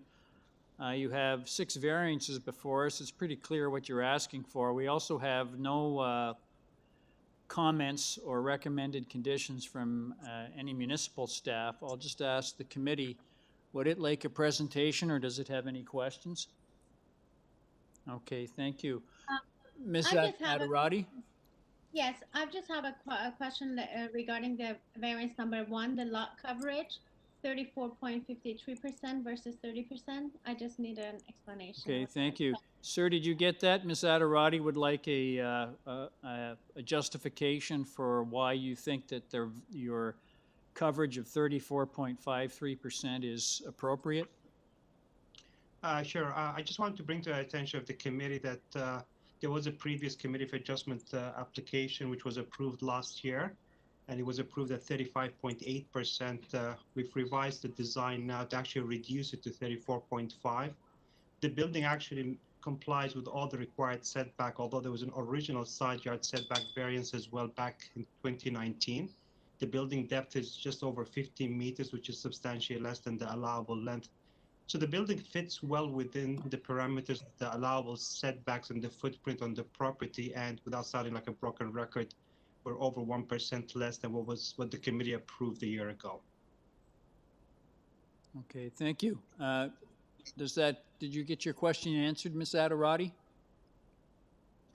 Thank you very much. Thank you. Any further questions of the speaker? Could I get a motion on this application, please? Ms. Sankar? Yes, through you, Mr. Chair. I've noted the previous decision and I'm okay with this application. I'll motion to approve as is. Thank you. Someone to second Ms. Sankar's motion? Mr. Kidd seconds. All those in favor? That motion carries unanimously. Sir, your application has been unanimously approved without condition. Thank you very much, sir. Thank you, Mr. Chair. Yeah, thanks for your patience. Mr. Wills, can we go back to these other items, or should we just move? Mr. Chair, members, we can try number 5 again. We'll go up to Richard and see if I can unmute him. If I can't, I'll ask Mr. Wengel and team to unjoin and rejoin, making sure to allow their microphone to be used. Okay, I'm sure they have, but I'm trying to unmute them right now, but unsuccessful. I'll move ahead to item number 8. Item number 8, 17 Chipstead Road. I have one person registered to speak. Let me see here, and that's the agent, Mr. Robert Lex. Members and Mr. Chair, Robert Lex is in the meeting and he is present, but again, due to WebEx, it appears I'm having some issues unmuting him. Maybe Mr. Lex can try and unmute himself to go ahead with his presentation. Okay, thank you. So I'll move on to the next. Before we go, Mr. Lex, if you could try, if you can hear me, please consider trying to unmute yourself on your end if possible, and we'll see if we can hear your item right now.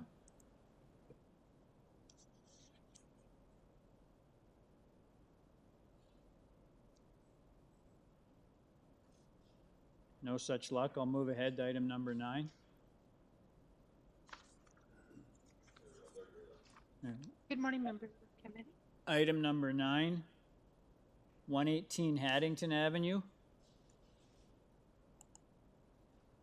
I have one person registered to speak on this item at 63 Gunning Crescent. That is the agent, Deborah Alexander. Madam, are you there?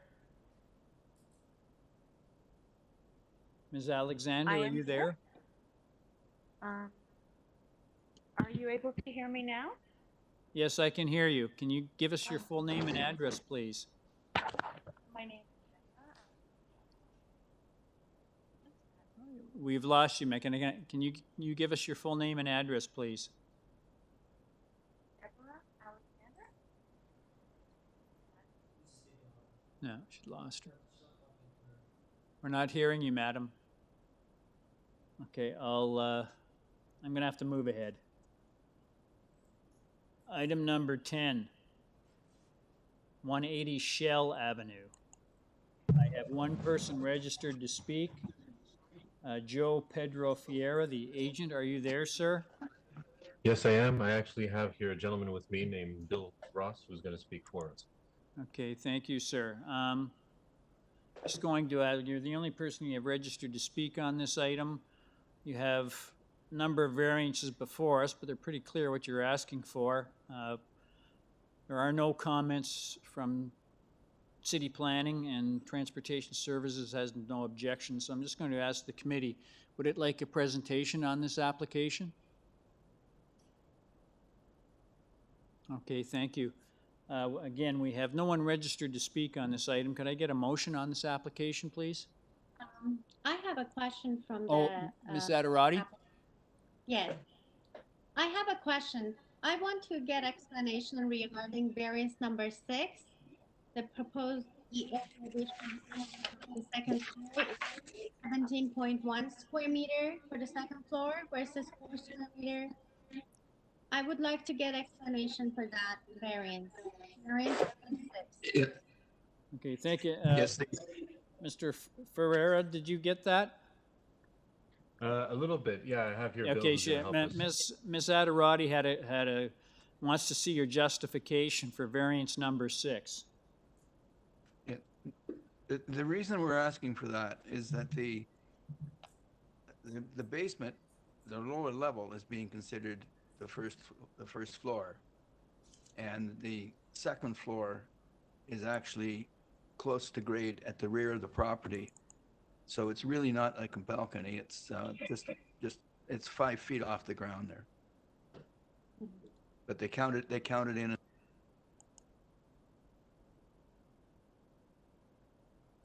It's actually the roof of the first floor.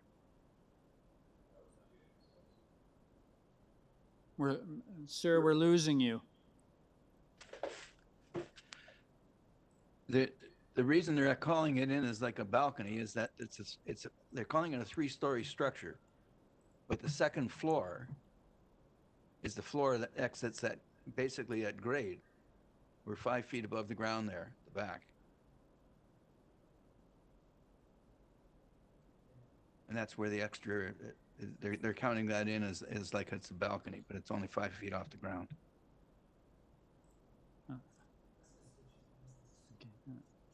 Can you hear me? Yes, we can hear you, sir. Okay. Okay. All right, then. I'll just ask Ms. Adirati, did you get your question answered? Yes, thank you very much. Yeah, thank you. Okay, sir. We have no one else registered to speak on this item. If I could get a motion on this application, please. Oh, I'm sorry, Ms. Sankar? Thank you. Through you, Mr. Chair. I don't have a problem with this. Oh, I lost her. You got me again. Oh, we got you. Transportation approves, and there's no staff conditions, and we got numerous letters of support. So I'm putting forward a motion to approve this application and making it subject to forestry. Thank you very much. Someone to second Ms. Sankar's motion. Ms. Adirati seconds. All those in favor? And motion carries unanimously. Sir, your application's been unanimously approved, subject to urban forestry conditions. Thanks for your patience. Thank you very much. Thank you. Mr. Wills, can I go back to any of these previous? Mr. Chair, great question. The answer to that is yes. I have an email from the agent for item number 9, 118 Haddington Ave. Provided the committee does not require presentation from the agent, she is willing to let the agent or the decision be heard and a motion be made. Okay, so she's not, okay. So she's willing to go ahead without her making a presentation? Correct, and she is present, and she did email me and stated that I am the agent for item number 9, but committee could not hear me. If they do not require a presentation, please go ahead and deal with my item. That's what the email states. Thank you. We've had a request with respect to application number 9, which is 118 Haddington Avenue. The agent has indicated that we can proceed with this application without them being present. I note that we have no one registered to speak on this item. There are 8 variances there. We had, just a moment, I'll double check. The only outstanding staff concerns were the standard urban forestry conditions. So I'll just ask, would the committee like to make a decision on this application? Ms. Sankar? Yes, through you, Mr. Chair. I did look through this beforehand, and I don't have a problem with it. I will motion to approve this application subject to forestry. Someone to second that motion? Mr. Kidd seconds. All those in favor? Opposed? Ms. Adirati dissenting. That motion carries. This application is approved subject to urban forestry conditions. Thank you, committee. Mr. Wills?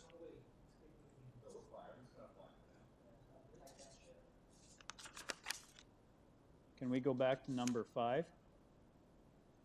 Committee members and Mr. Chair, we can attempt to go back to number 5 if you'd like. Richard Wengel. Yes, we will. With that being said, please note that my personal computer, my device I'm using here at the City of Toronto, is experiencing some technical difficulties.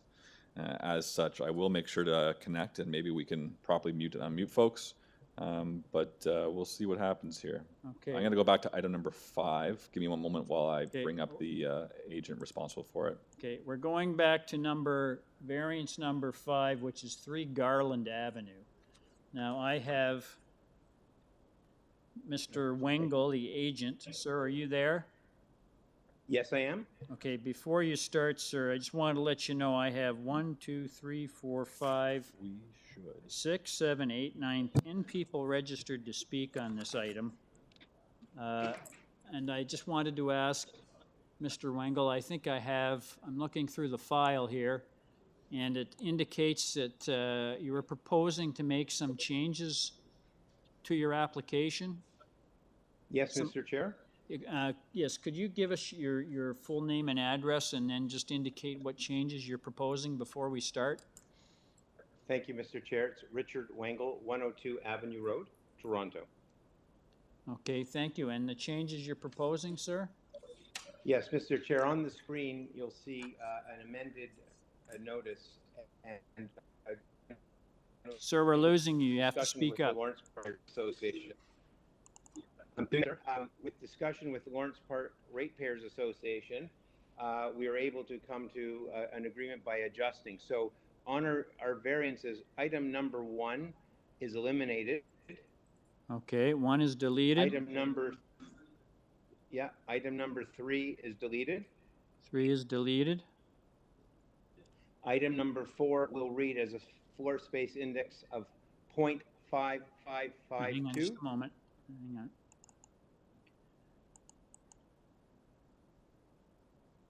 Okay, item 1 is deleted, item 3 is deleted, item 4, the FSI, which is your original request was for 0.5875 times. Yes, now it will read as 0.5552. 0.5552, okay. Item number 5 is eliminated, and item number 6 is eliminated. Item number 6 is, and variance number 2? Variance number 2 will remain as a 1.2 meter setback on the Okay, south side. okay. It stays the same. So just to run through this again. Correct. Variance number 1, the proposed front yard setback, that variance has been deleted. Variance number 2, the proposed south side yard setback of 1.21 meters stays the same. Variance number 3, the proposed building length of 19.99 meters is deleted. Variance number 4, the proposed floor space index of 0.5875 has been reduced to 0.5552. Variance number 5, the proposed front south canopy of 1.24 meters from the south side setback has been deleted. And variance number 6, the proposed height of the building at 10.21 meters, that variance has been deleted as well. So we're only dealing with 2 variances.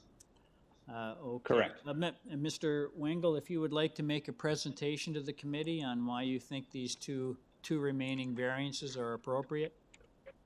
Thank you, Mr. Chair. So this is a proposal for a 2.5-story house. Our FSI on our first 2 floors is 46.18 meters, 46.18%, and we are asking for a variance on the side yard. If we could go to the next page on our presentation.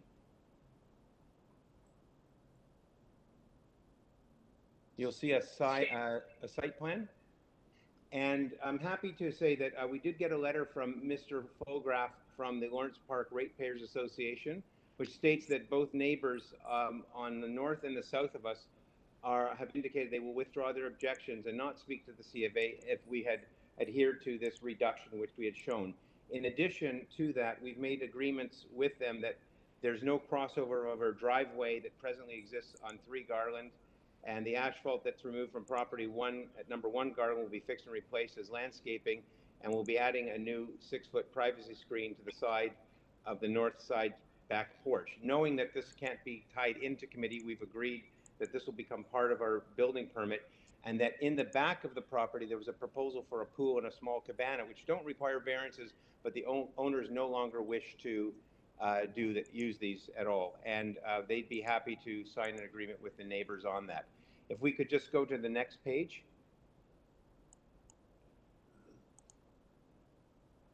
This is just a little study of the neighborhood, and again, our property is just at the bottom, shown in blue, and these are variances that have been granted. So again, we're working within the realm of what has been approved by the committee, and at 0.55, it should be noted the neighbor to the south is actually at 0.64.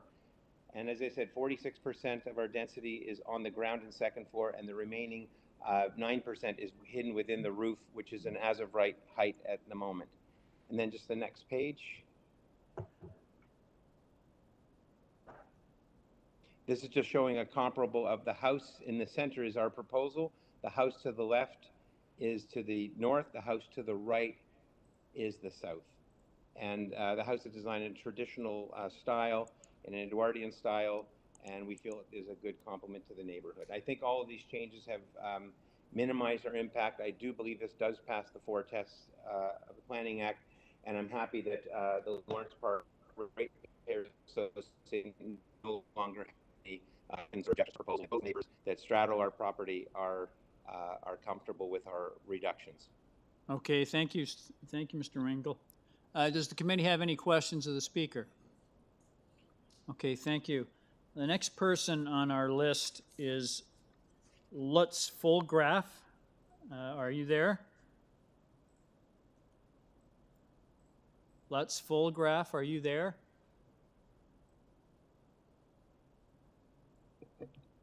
Mr. Chair and committee members, Lutz is there and should be able to be heard.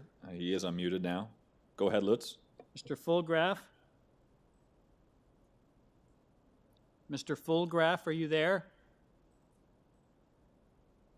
Okay, I'll jump ahead to the next person on the list.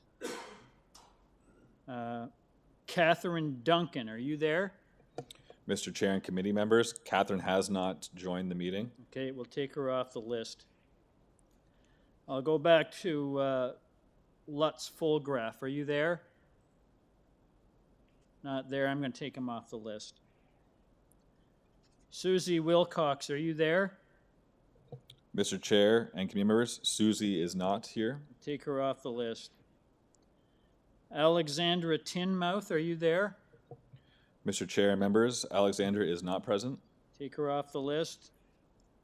Nick Westland, are you there? Mr. Chair and members, Nick is present, but I am having troubles unmuting their microphone. Okay, we'll jump to the next person on the list. Kathleen Beeston, are you there?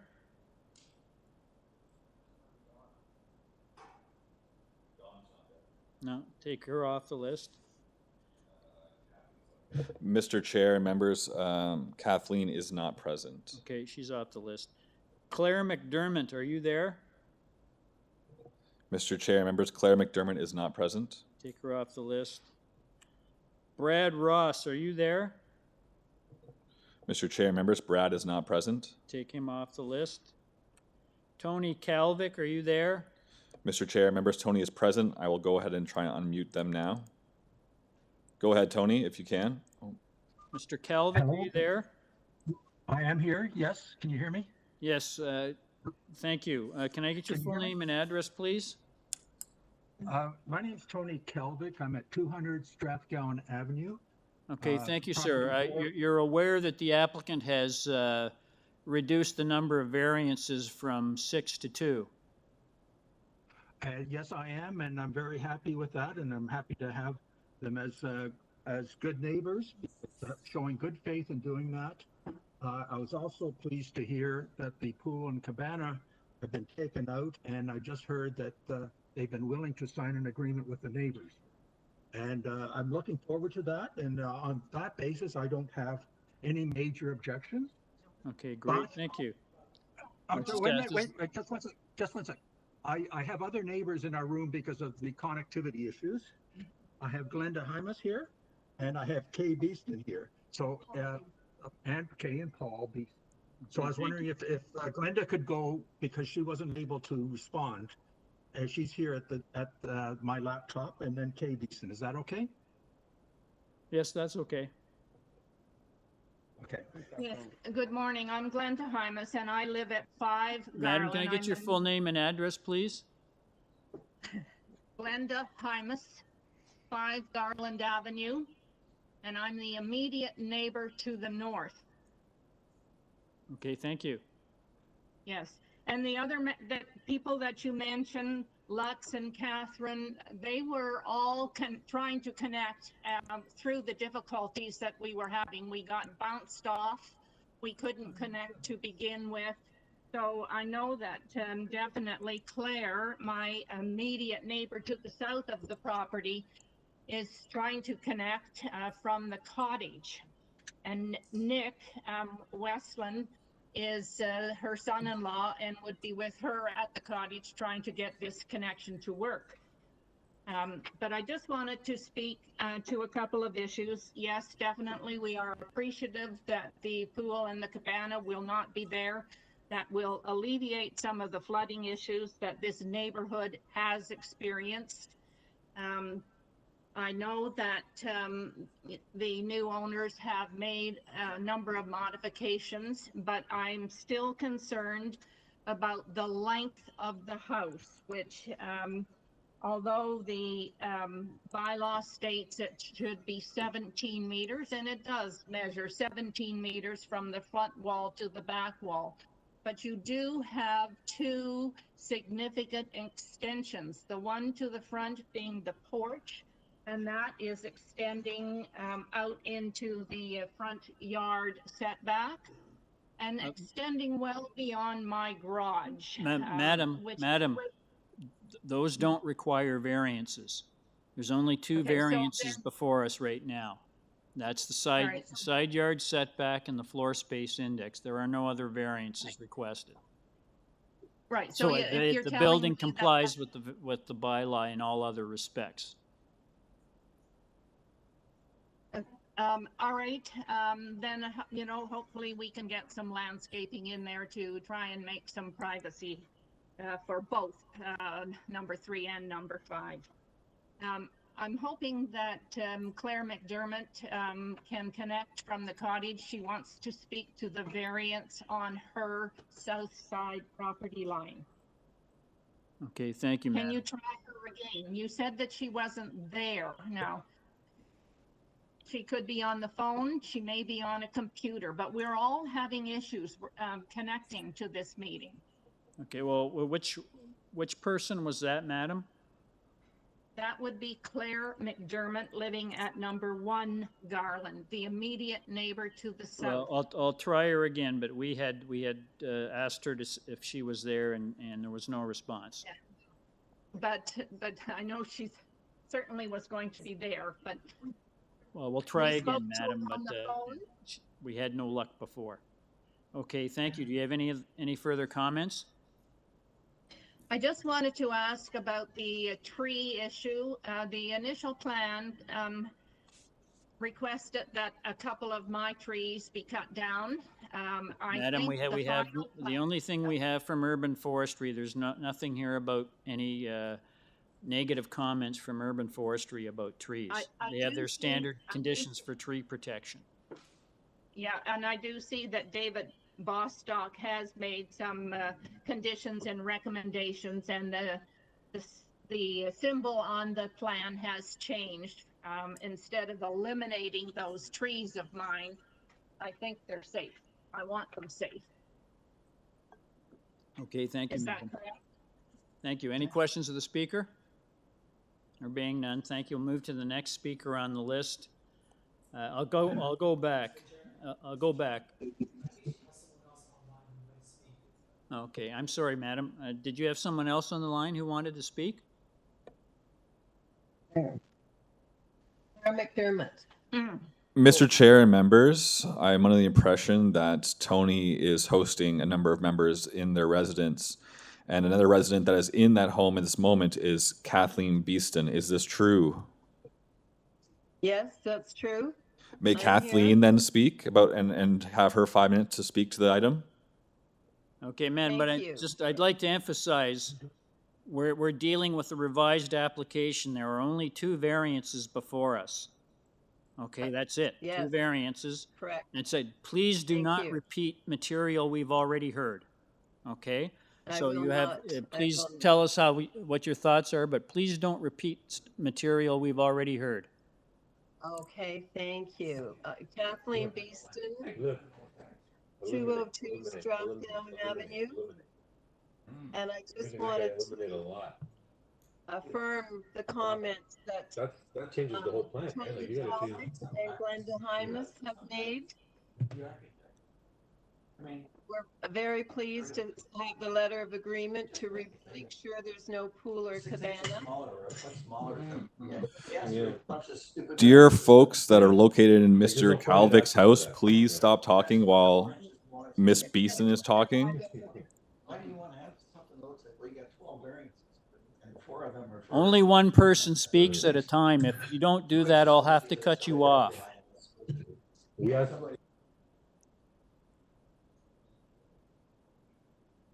Okay, give me a sec. Members, one moment, please. All right, go ahead, Miss Beeston. You're back on. Me? Oh, hi. Yes, I have nothing further to add. I just wanted to express our agreement with our neighbors, Tony and Ann Calvick and Glenda Hymas, regarding the agreement, the signed agreement assuring that there will be no pool or cabana added at a later date. And also, we still have a bit of a concern about the space index. It seems to be still, I think that's number 4. It seems to be still a rather significant increase. Okay, thank you, madam. Any questions of the speaker? Being none, we'll move to the last speaker on the list, Glenda Hymas. Mr. Chair, members, Glenda was already had a moment to speak already once. She was in the house with the rest of the members at the Castlefield house just now, so she has had her chance to speak. Okay, Ms. Hymas, are you there? Mr. Chair, she has already spoken. Oh, I'm sorry. Okay, thank you. My mistake. Ms. Hymas has already spoken. So we have no that's the list of speakers. We've gone through them all. We are now back to Mr. Wengel. Mr. Chairman, could we please go back to the list and see if anyone else is there that wanted to speak and didn't get a chance? I'll double check, okay? Lutz Fullgraf, are you there? Members, Lutz is connected to the call, but I cannot unmute him. Okay. He is definitely connected to the call. I can see his name, but I cannot unmute him. Okay, all right. Well, he's off the list anyhow. Catherine Duncan, are you there? Members and Chair, if I understood correctly, the members living at the Cavlick house, Catherine may be trying to call in using the name Nick Westland, and unfortunately I cannot unmute them as well. Okay, so they're off the list. I'm not going to do it again. Susie Wilcox, are you there? Members and Mr. Chair, there is no Susie Wilcox. Okay. Alexandra Tinmouth, are you there? Members and Chair, there is no Alexander Tinmouth. Nick Westland, are you there? Members, Nick is present, but I am unable to unmute him. He's crossed off the list. Kathleen Beeston, we've already heard from. Claire McDermott, we've already heard from. Brad Ross is not there, I understand. Members and Chair, no, there's no Brad Ross, and that is the last person on the list of people wishing to speak. Tony Calvick, I think we've already heard from. Mr. Chair, we've gone through all members. We should. Okay, all right, thank you. All right. Mr. Wengel, thank you for your patience. You have the opportunity to respond to the comments made by the previous speakers. Yes, thank you, Mr. Chair. I'll be very brief. So Mr. Volgraf that we've been trying to reach, again, I had read excerpts from a letter that he had just sent on July 19th, thanking us for working with him, that he was appreciative of the consultative approach before the committee. And so all of the items that we discussed with the neighbors are to be done in agreement with our owners. And I'm happy that our owners were able to concede to try to alleviate the concerns of the neighbors. It should also be noted that all the trees are protected because we reduced the house. There's no removal of the trees, and they do have proper TPC zones, etc. And just following up, I think the one variance on the south side of being at 1.2 meters instead of 1.5, I think is minor and characteristic within Lawrence Park. The neighbor to the south is only 0.9 meters away, and again, that's their driveway side. As well, what we've done in terms of our density is that 46% of our density that we've requested is in the ground and second floor, and for essential purposes entirely within an azurite envelope in terms of the length itself and within the height, and the remaining part that brings us to the 55% is just within the roof as a partial third floor.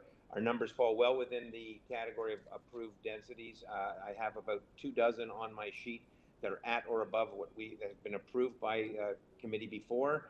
Our neighbor to the south is actually 0.64. We're asking for 0.55. I do feel it is now very minor and in keeping with the intent and spirit of the bylaw. Okay, thank you, Mr. Winkle. Any questions of the speaker?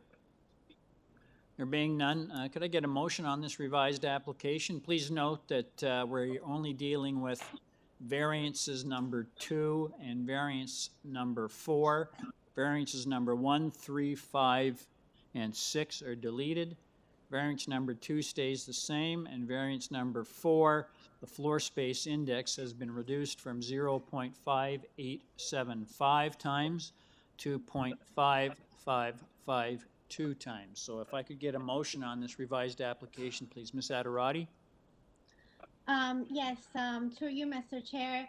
I think this is a very minor application, just two variants with all the changes that the applicant did. And my motion is to approve this application with the modification that the applicant does with no other conditions. Ms. Sankar seconds. All those in favor? No, Mr. Chair, I was just going to make a friendly amendment to make sure that it's subject to forestry. That's correct. Thank you, Ms. Sankar. Someone to all those in favor? That motion carries unanimously. Sir, your application has been unanimously approved your revised application has been unanimously approved subject to urban forestry conditions. Thank you very much for your patience. Thank you, Mr. Chair. Can we do item number 6? Is Mr. Lindsay Bruce there? Here. Mr. Bruce? We're here. Thank you. Yes. So, sorry, we lost you there a while back. We drifted off into the ether. I just had again, Ms. Adirati had wanted a presentation on this, and I also had a question with respect to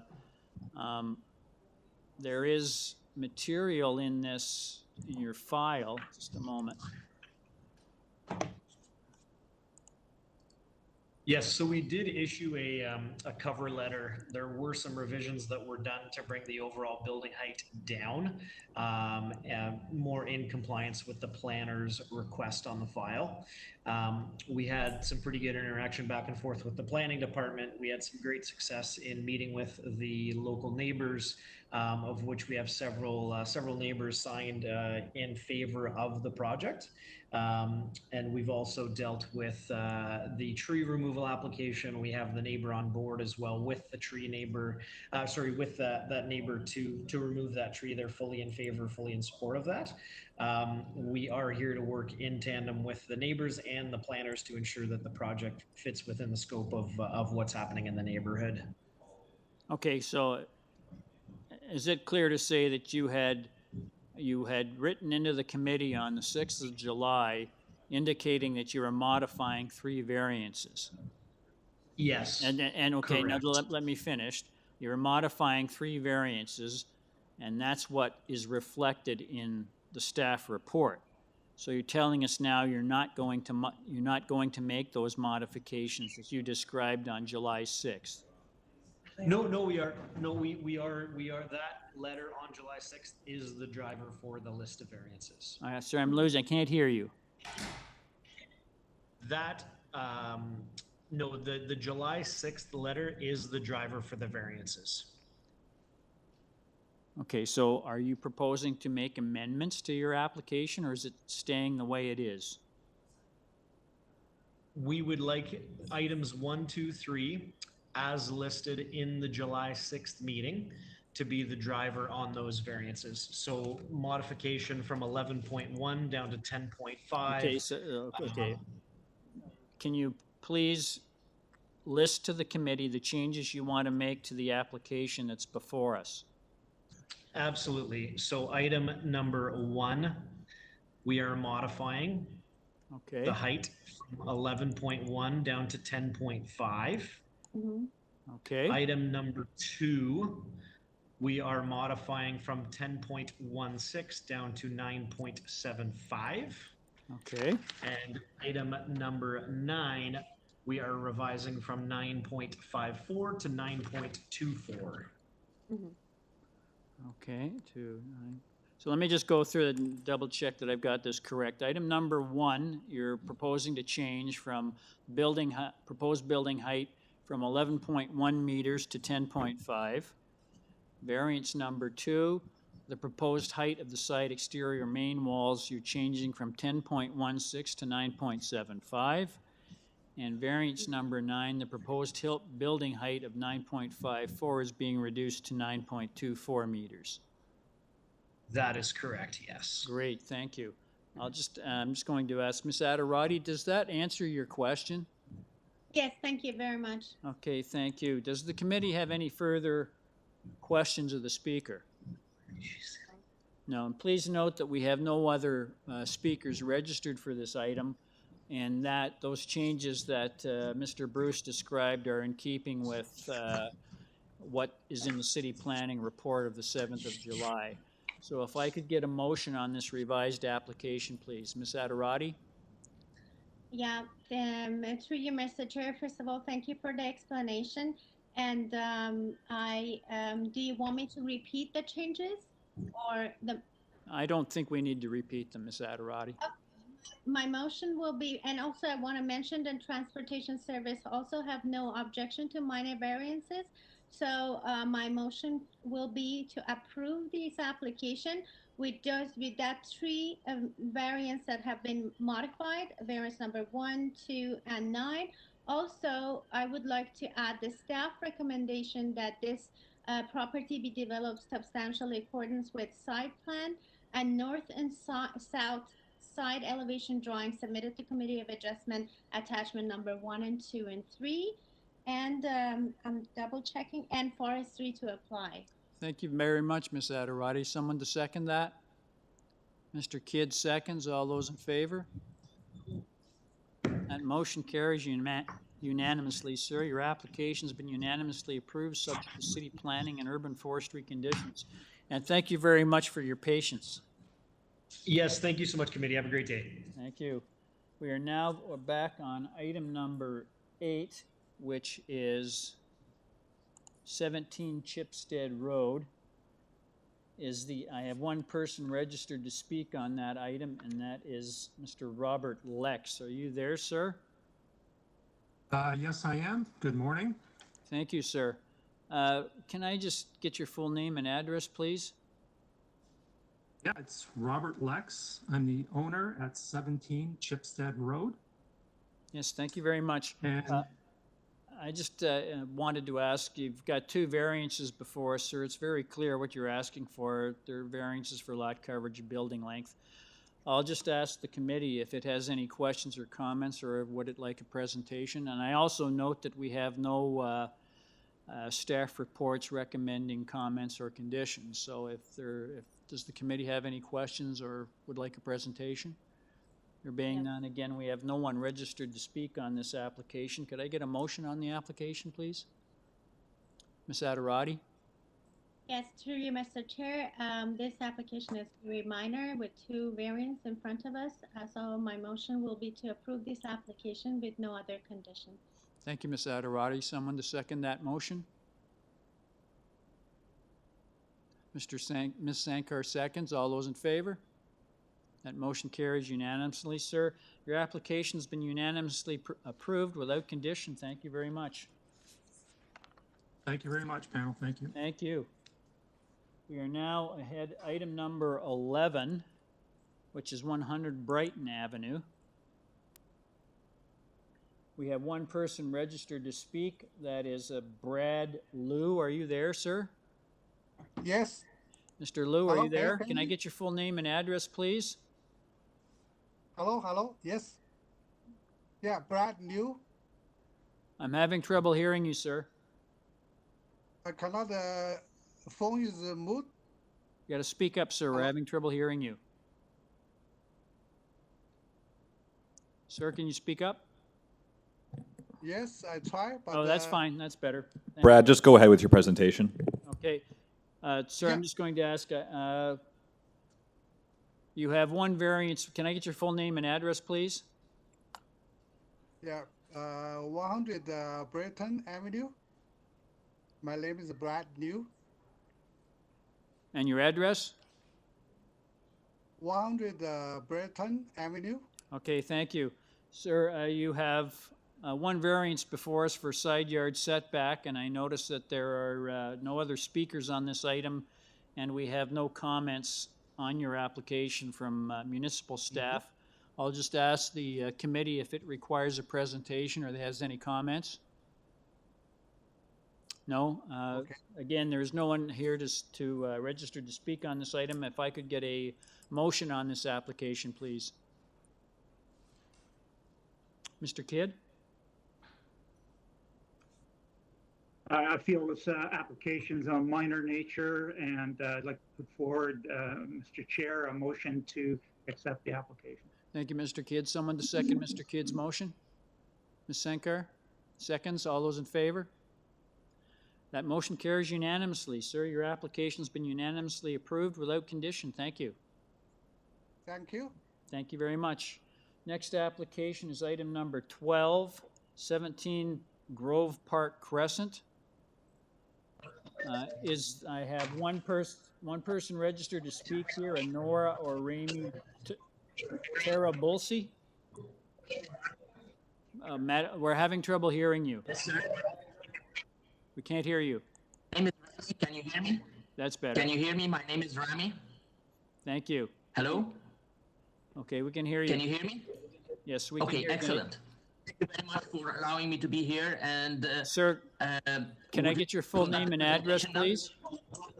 Certainly. My name is Rami Tarabulsi. I'm the owner of the house, and the house is at 17 Grove Park Crescent. Okay, thank you. I have, it's very clear what you're asking for in the 4 variances, sir. We have no comments from municipal staff on your application, and there's also no one registered to speak on the application. I'll just ask the committee if it has any questions or comments or would like a presentation. Okay, can I get a motion on this application, please? Ms. Sankar? Ms. Sankar? Through you, Mr. Chair, I do believe that this is minor, and I am going to motion to approve this application subject to forestry. Thank you very much. Someone to second Ms. Sankar's motion? Mr. Kidd seconds. All those in favor?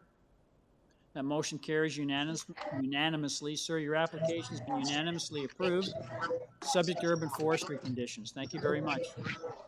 Thank you very much, sir. I really do appreciate it a lot. We're now on item number 13, 56 Castlefield Avenue. I have one person registered to speak. That's a Wanda Lau. Yes, Wanda Lau. Yes, just a moment, madam, while I get your file. Item number 13.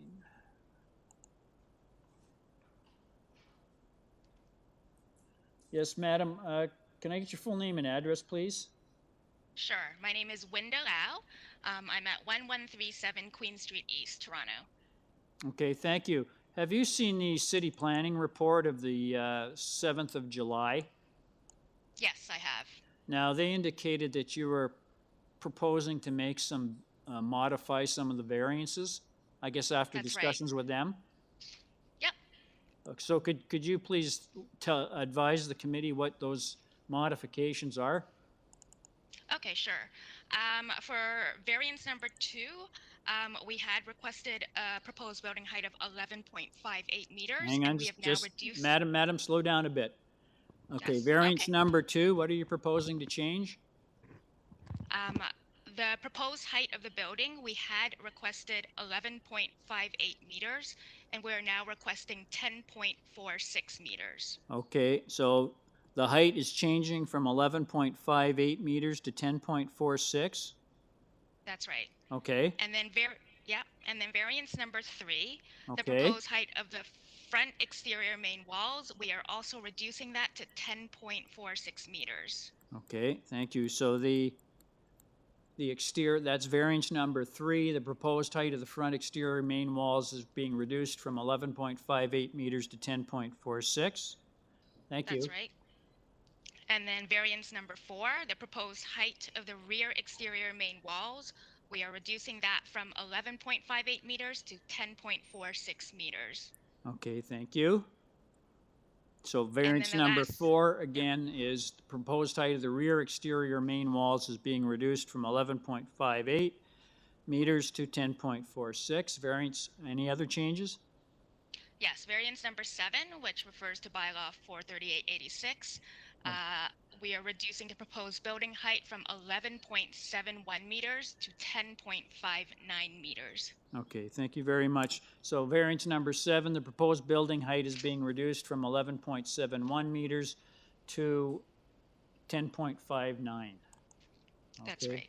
Thank you. And I just wanted to ask, have you seen the rest of that staff report? Because they indicate that, hang on just a moment here. If the committee decides to approve the application, you've seen their recommendation that the property be developed in accordance with the west side elevation plans. Okay, thank you. That's correct. Thank you.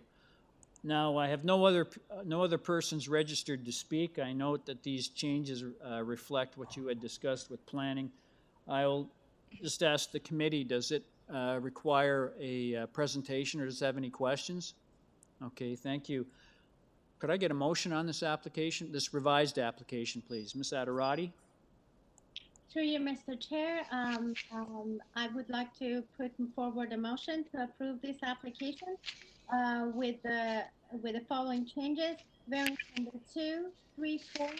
The heights have been modified to 10.46 meters. Variance number 7, the height of the building have been modified to 10.59.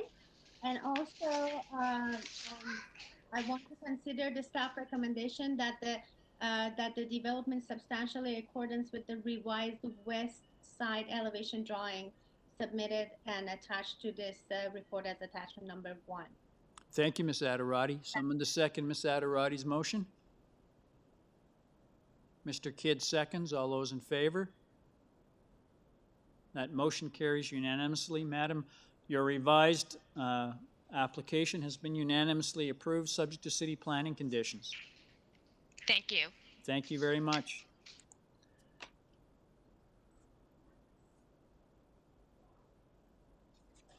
Item number 14, it's 157 Rosewell Avenue. Just a moment. Mr. Chair and members, I cannot unmute Glenn Rubinoff, so what I'm going to do is I'm going to kick him out of the meeting and have him rejoin. So if we can skip him over for now. Okay. And then we'll head to item number 14 to item number 15. We'll try that. Okay, so I'll go move ahead to number 15. Please. Okay, thank you. We are now on item number 15, which is 313 Fairlawn Avenue. I have 2 people registered to speak on this item. One is the applicant's representative, Ty. I'll see if I get this right. Ryuk, are you there? Yes, sir. Yes, I'm hello, here, sir. sir. Could I It's get your Tay full Rook. name and address, please? Sure. My name is Tay Rook, planner for the owners of the property at 313 Fairlawn Avenue. Okay, thank you, sir. If you could give us a brief presentation on what you see as the merits of your proposal. Sure, sir. The proposal before you today are variances related to the construction of a new single detached dwelling. If the committee could put up the presentation slides that were submitted to the committee, it may be easier for explanations. But there are 7 variances in total. Majority of the variances are existing conditions that are being recognized. For example, the first variance is related to the front yard landscaping, and that is an existing condition because there's a legal parking pad that's at the front of the house, and that is remaining as is. Nothing in the front yard is changing from the existing condition.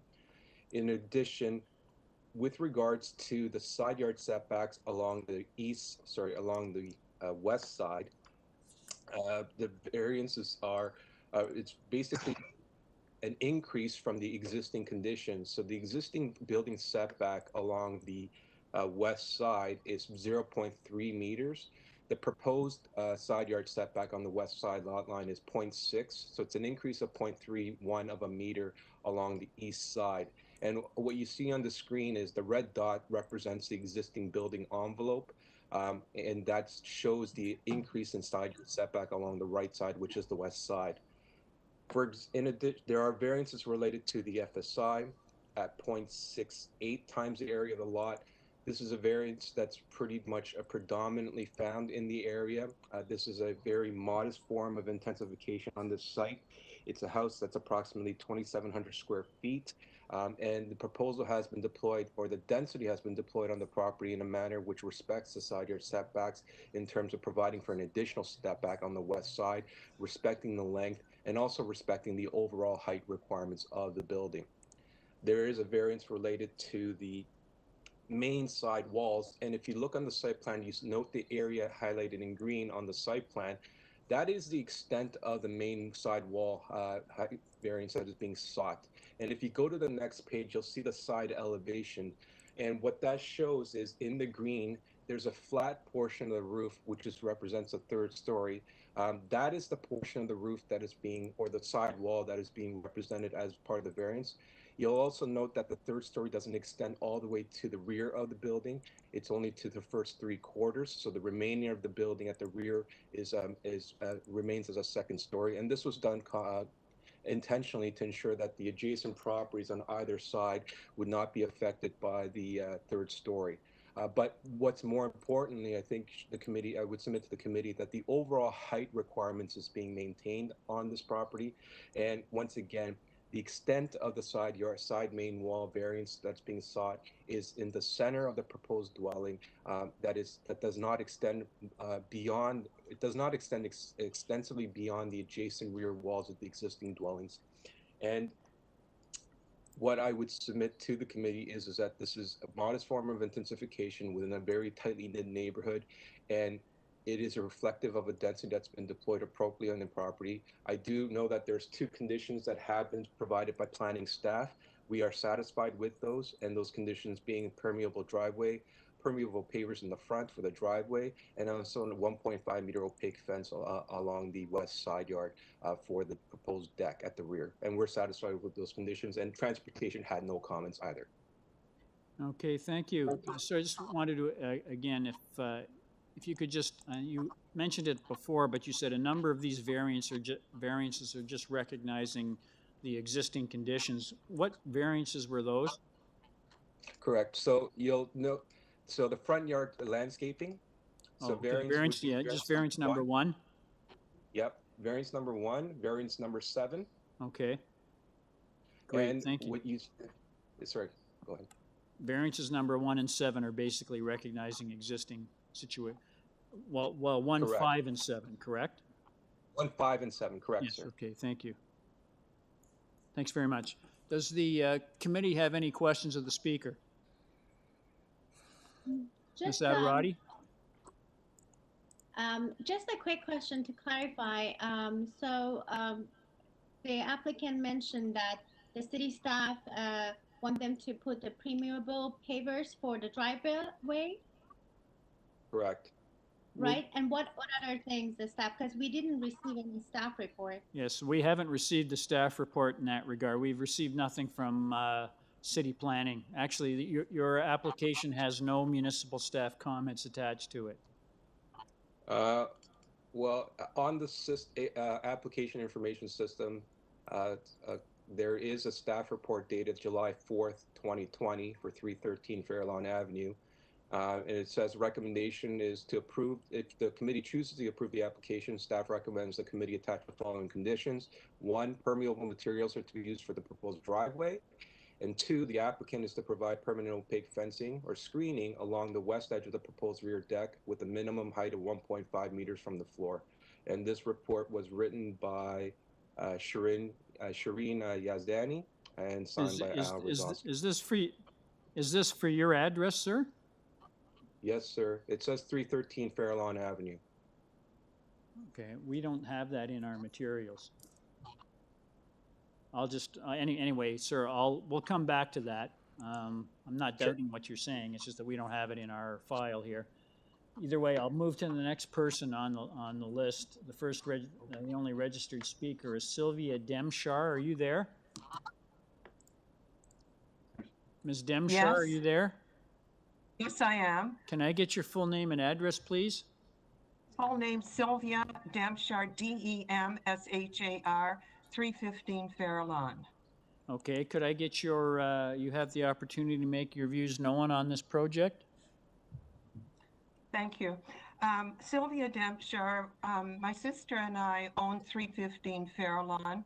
My sister is Dr. Helen Dempshire. I'm Sylvia Dempshire, and I'm speaking for 315 Fairlawn. We are adjacent to 313 Fairlawn, and the consequences will have a big impact on our property. I've lived in the house at 315 Fairlawn for 62 years.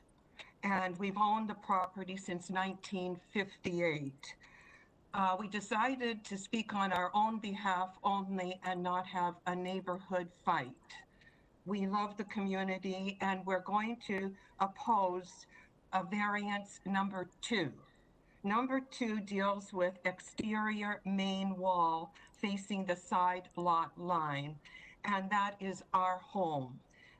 The current one is standard bylaws 23 feet. They want 31 feet, 8 feet above standard bylaw. To us, this is a very high height. It will be towering over our house. It's going to affect our sunlight, etc. And we feel that, in our opinion, 8 feet above standard bylaw is a major variance, not a minor variance. The norm in our neighborhood, traditionally and currently, is 2-story. We have a basement, first story, second story. The proposal is going to have 4 floors: basement, first floor, second floor, and third floor. And in our opinion, this is not in keeping at all with the neighborhood, the character of the neighborhood. All the homes to the left and the right are all 2-story currently. And what we have here is a precedent home. If we allowed this, the other homes in the neighborhood, and we're all 2-story, will now have a precedent that 3 stories have been allowed. I wanted to comment on that diagram he showed, the green part, the attic so-called. It would be right over our chimney, right over our house. And we also have to consider the access to the east side of our property for repairs. In other words, we totally object to variance number 2, 8 foot beyond existing side law and existing side lot. And we would ask for a sensible 2-story. I'd like to quickly comment on the letters of support. The letters of support come from a distance. 3 of them come from across the street. They will have no impact at all except looking at it. Interesting enough, Brookdale, our lot is 165 feet long, and they are so far back, the impact on their property will be negligible. We are 2 feet away from the proposed house.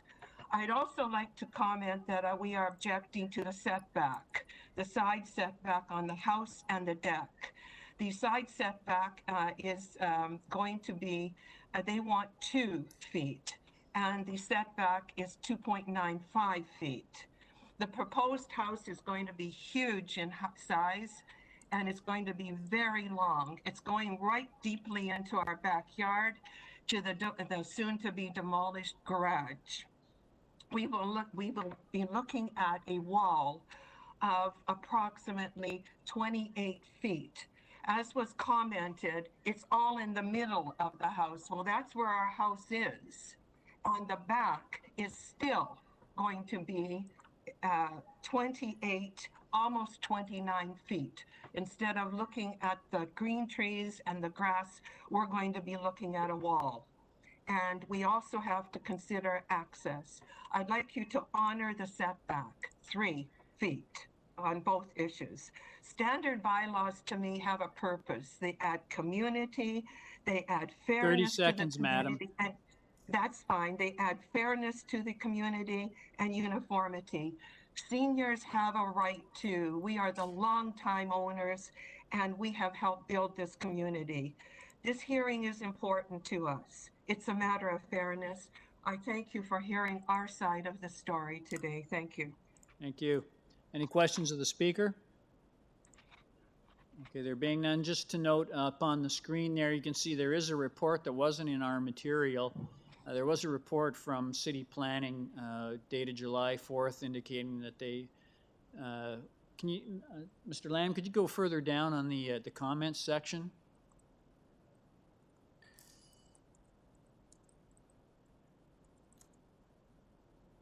That report that's up there currently shows, thank you. Okay, and so I'd indicate they have no serious concerns with the application other than the fact of the front yard landscape, but it's already a recognized front yard parking pad. Anyway, what I will do is go back to the agent. Are you there? Yes, I'm here. Okay, thank you. You were correct. Yes, we now have your report from City Planning that's up on the screen. You have the opportunity to reply to the previous speaker. Yes. So just to speak with the side yard situation and the accessibility, currently right now existing today between the two buildings at 313 and 315 is 0.3 of a meter. Once again, as I indicated earlier, that setback is being increased from 0.3 to 0.61 of a meter. So it's increasing by a foot along the west lot line. So it's not getting closer. It's not remaining the same. It's actually increasing in separation. As opposed to access, if there's going to be any access, the access would be on their property only and would require permission from the owners of the subject site to grant access. Regardless, there is no variance related to the overall height variance. It's related, once again, to a central portion of the third story. And again, there is no variance related to building number of stories within this area.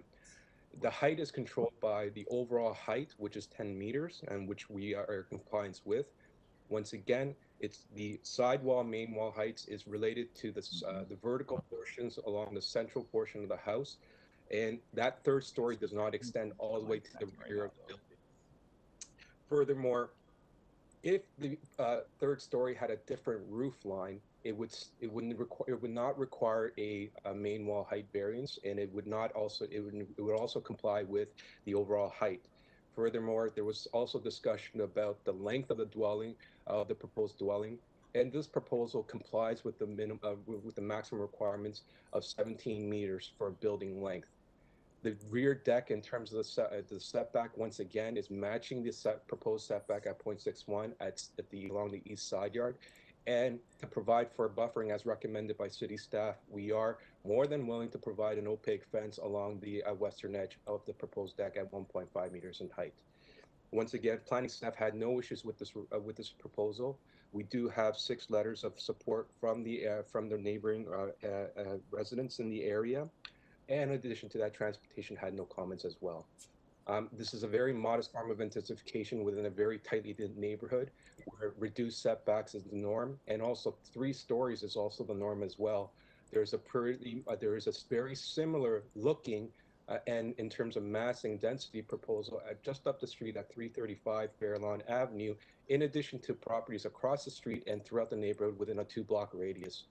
So this is a very modest form of intensification that is consistent with the development built form of the area and would maintain the intent and purpose of the official plan and the zoning bylaw, and would be minor and appropriate in nature.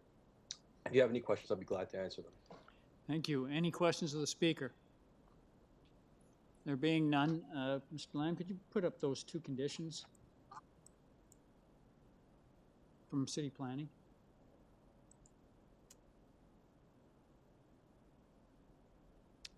So committee, if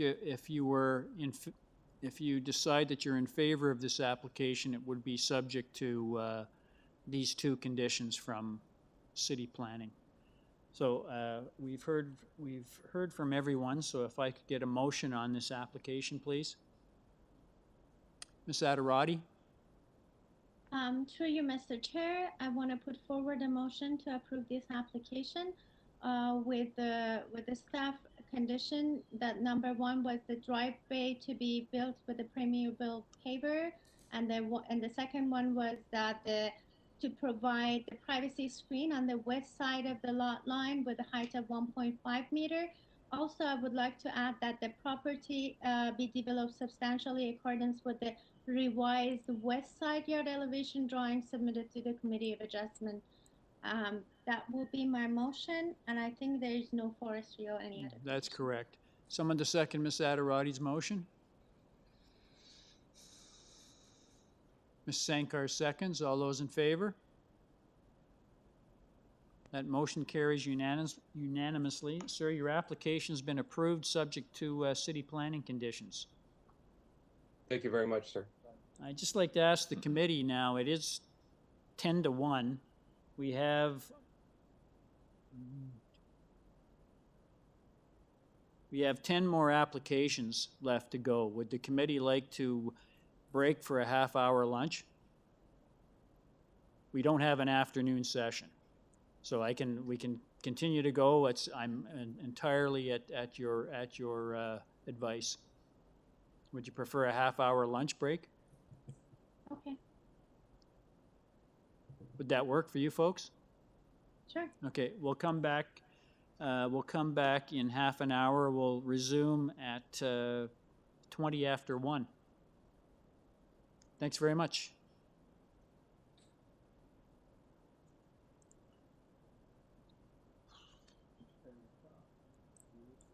I've muted the room.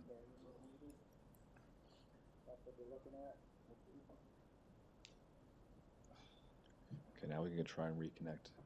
Hello? I wonder if,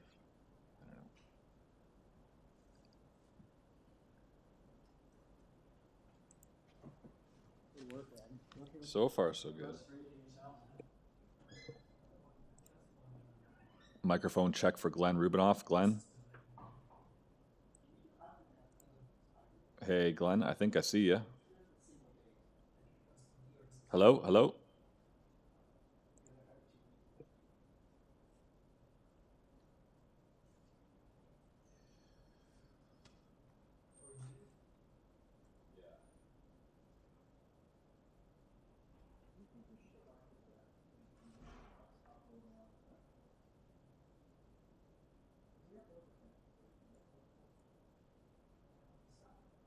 Microphone check for Glenn Rubinoff. Glenn, go ahead.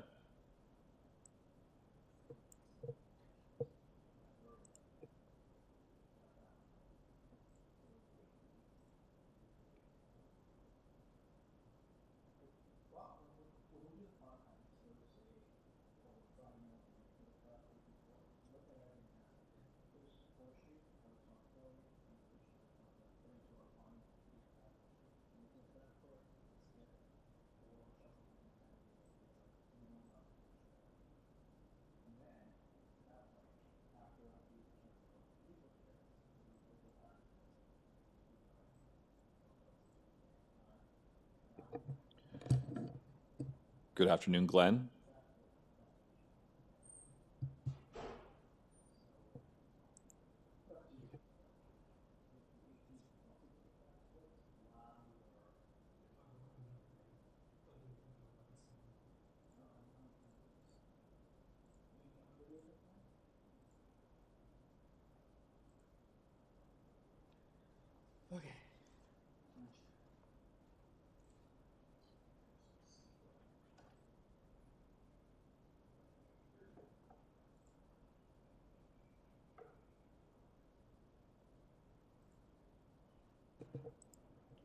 Microphone check for Glenn. You there, Glenn? I can see you.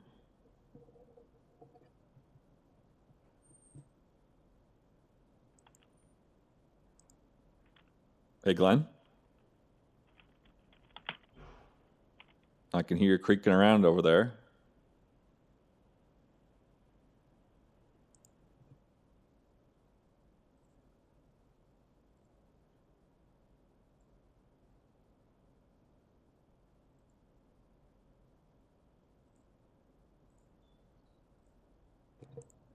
Hey, Glenn, go ahead again. Hi, I'm here. Perfect. I can hear you. That's great. Thanks, man. Okay.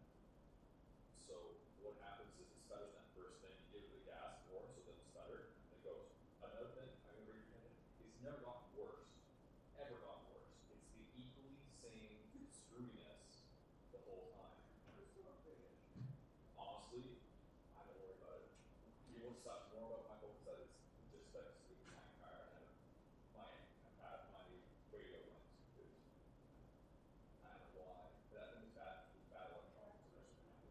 So I don't have radio in my car. So that's the only problem. Yes, that's an issue, but that's, I think it's just specific to my car. And I would suggest using my car, it's like Rosewell, MLS, Toronto, or Hamilton. I used to park and the sun would set west, my car would face west. So every night in summer, it would just bake, right? Just bake. Well, in hindsight, it would be bad. So maybe like, some of that heat would have got in there and kind of brought the moment to that. Or maybe there's just bad electrical sports, unfortunately, on floor. And some wires got crossed, which is causing it because there's very irritating, but then it can be overcutting. Because what happens is, I'm just confused out when I look at these little happens. It pops, it come on, back. No, it's speakers, so. I fixed it, but they don't want to do anything about it. And I did it like right here when it first started happening. Back close to the, right when my warranty ended. And I'm like, look, this shouldn't be happening this time. So they're like, well, we could look at it, we'll charge it $100. And then from there, like, and for those of us that just like, we want to still be $100, which makes sense for us looking at $100 fine for anyone. Right? Like, I know they're going to come with and say, oh, yeah, you know. But radio now, yeah, it's not as easy for them, but I know they can do it for sure. So, I don't know, $100. Yeah, so okay, so everything, so if we're only on YouTube probably.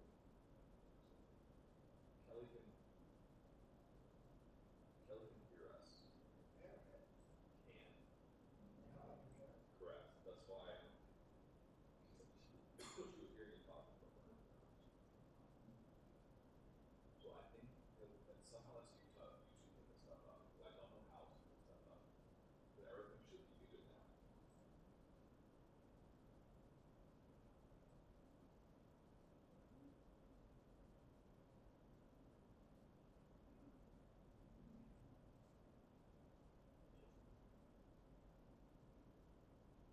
Yeah, but yeah, the focus, I would say, want it.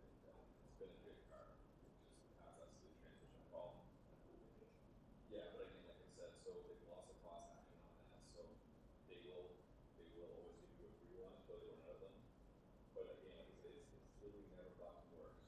It's always been this little stutter. And if you want to go back, we can all the time, every time. And that's, I'm on my second or third transmission, but they're free, right? So I take advantage of it. Thinking, okay, maybe this is what will be able to solve it. No, but what it happens is the designers at Ford made this flawed bus for this auto transmission because they made something out of it. They're not going to bother to strap them out. There's going to be they don't cause deaths yet. That's one thing that happens. It does actually ask for me. This is not the YouTube for it. It doesn't want to jump right around me. Correct. So there's been a few times on commercial highways. It's been kind of screwy.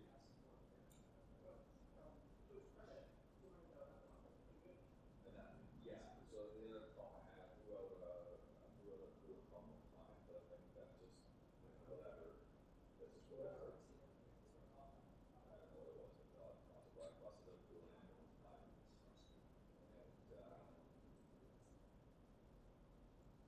And the radio and the auto transmission for like literally just the day when I took it in the car, started running it, had this little stutter. If you want, we can ask that, but we'll see the opportunity. If I can show you, I would go for the top, you can see. Yeah, you can see it honestly overall, but it has been pretty reliable car, so pretty sturdy. I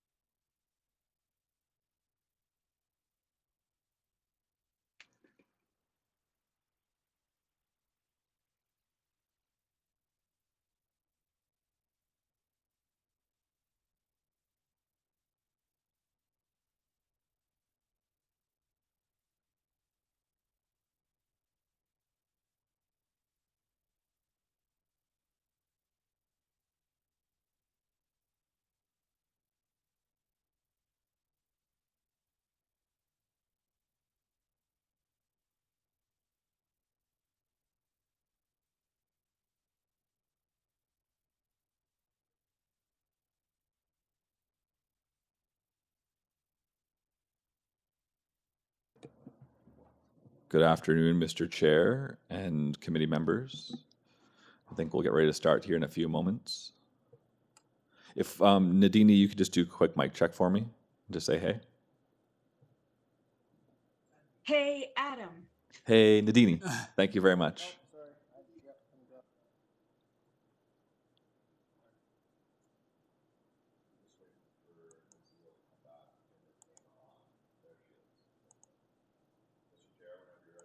Okay.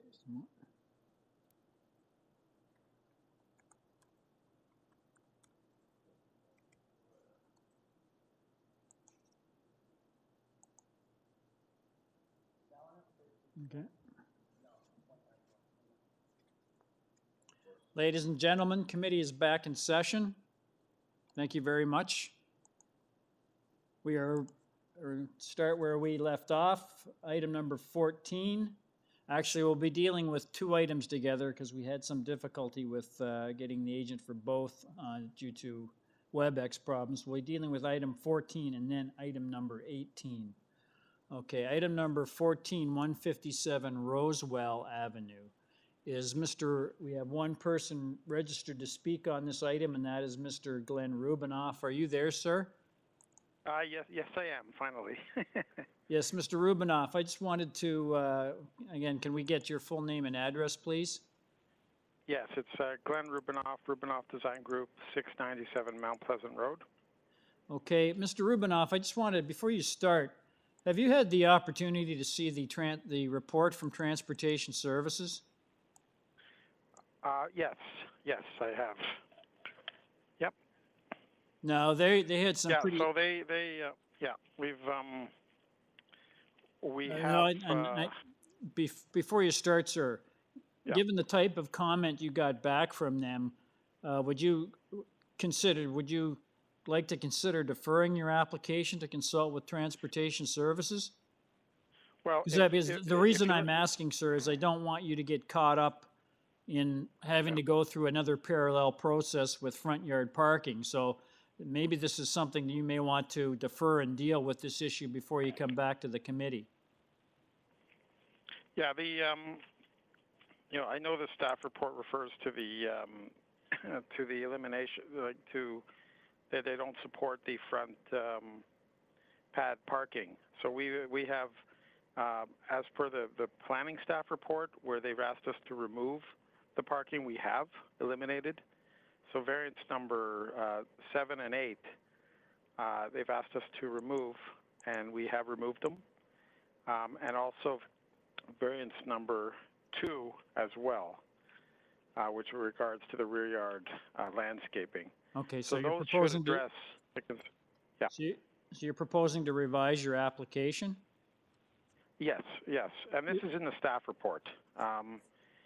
In the beginning of the staff report, the recommendations are that the application has indicated to staff that revisions will be made, and this is what I'm Okay, now, if you're getting rid of the front yard parking, where's the parking going to occur? Well, the variance number 9 on the variance number 9 listed is that the requirements are to have 1 space, and the proposal will have 0 spaces. So my clients will be looking at doing either requesting a front pad parking at a later time, or applying for street parking. But this is something that in this area and this particular situation, where the lot is located right next to the corner, it's not something that I think they understand that the parameters of this. So the request is to have 0 parking where 1 space is required. So there is a variance number 9 to address that. Okay, if you don't want to defer the application to consult with Transportation Services, and now you're proposing to make revisions to the application, can you tell the committee what those revisions are? Yeah. So as per the staff report, the planning staff report, variance number 2 would be removed, and variance number 7 and 8 would be removed. Okay, hang on. Variance number 2 is being deleted. Yeah. And what's the next, variance 2, what's the next And one? variance number 7 and 8. 7 and 8 will be deleted as well. That's correct. Okay, with that in, And we have some letters of support, I believe, in the in your file as well. okay, and there's no other revisions, no other suggested revisions? No. Okay, all right. No. I'll just ask the committee, does the committee have any questions of the of the speaker? Okay, we have no other speakers registered for this item. The applicants propose, Ms. Adirati?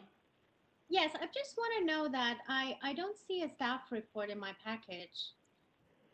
July 4th, it should be in there. I got it from the AIC, so it should be on there. I don't, we don't have a, are you talking about a city planning report, Mr. Rubinoff? City planning report, yeah. Yeah, we don't have it in our package. Is it possible that we can see the projection of it to the screen? I'll just, Mr. Lamb, is there a? One moment, members. We will have it up in a matter of moments. Okay, thank you very much. Okay, Mr. Rubinoff. Yep. Why don't you give us a very brief presentation on what you see the merits of your revised application, recognizing that you're proposing a dwelling now that has no on-site parking? Yeah, well, this is this is an area where not every property in this area has on-site parking. It's understood, like the clients understood. We requested a front to park in the front, and staff were very concerned about that in transportation and through planning. So my clients are aware of the tightness of the situation there. They're requesting a one-story front addition for their entry area, and a one-story rear addition on the back. And the other items in this application are relatively minor. Like the variances requested are there's a small floor space index increase, a little building length, an extra 1 meter for the building length. The landscaping in the back we've eliminated. We're going to make that comply. And the front, as a result of eliminating the front pad, we've increased landscaping in the front. So it's quite a bit more grass there. I think overall, the sacrifice of the parking is worth it to my client. Mr. Member, Mr. Chair and members, the staff report is up on the screen now. Okay, thank you.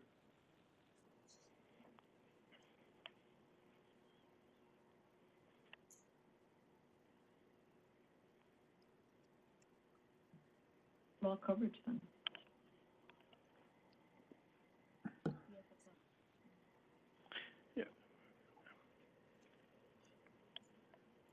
Just out of curiosity, Mr. Rubinoff, if you're proposing no on-site parking, is there any parking available on the street for the residents? Oh yeah, there is, but it's they recognize that near a corner like this, it's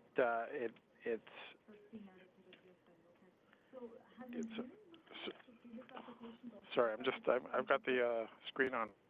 Is this even I don't remember this being an on-street parking permit area.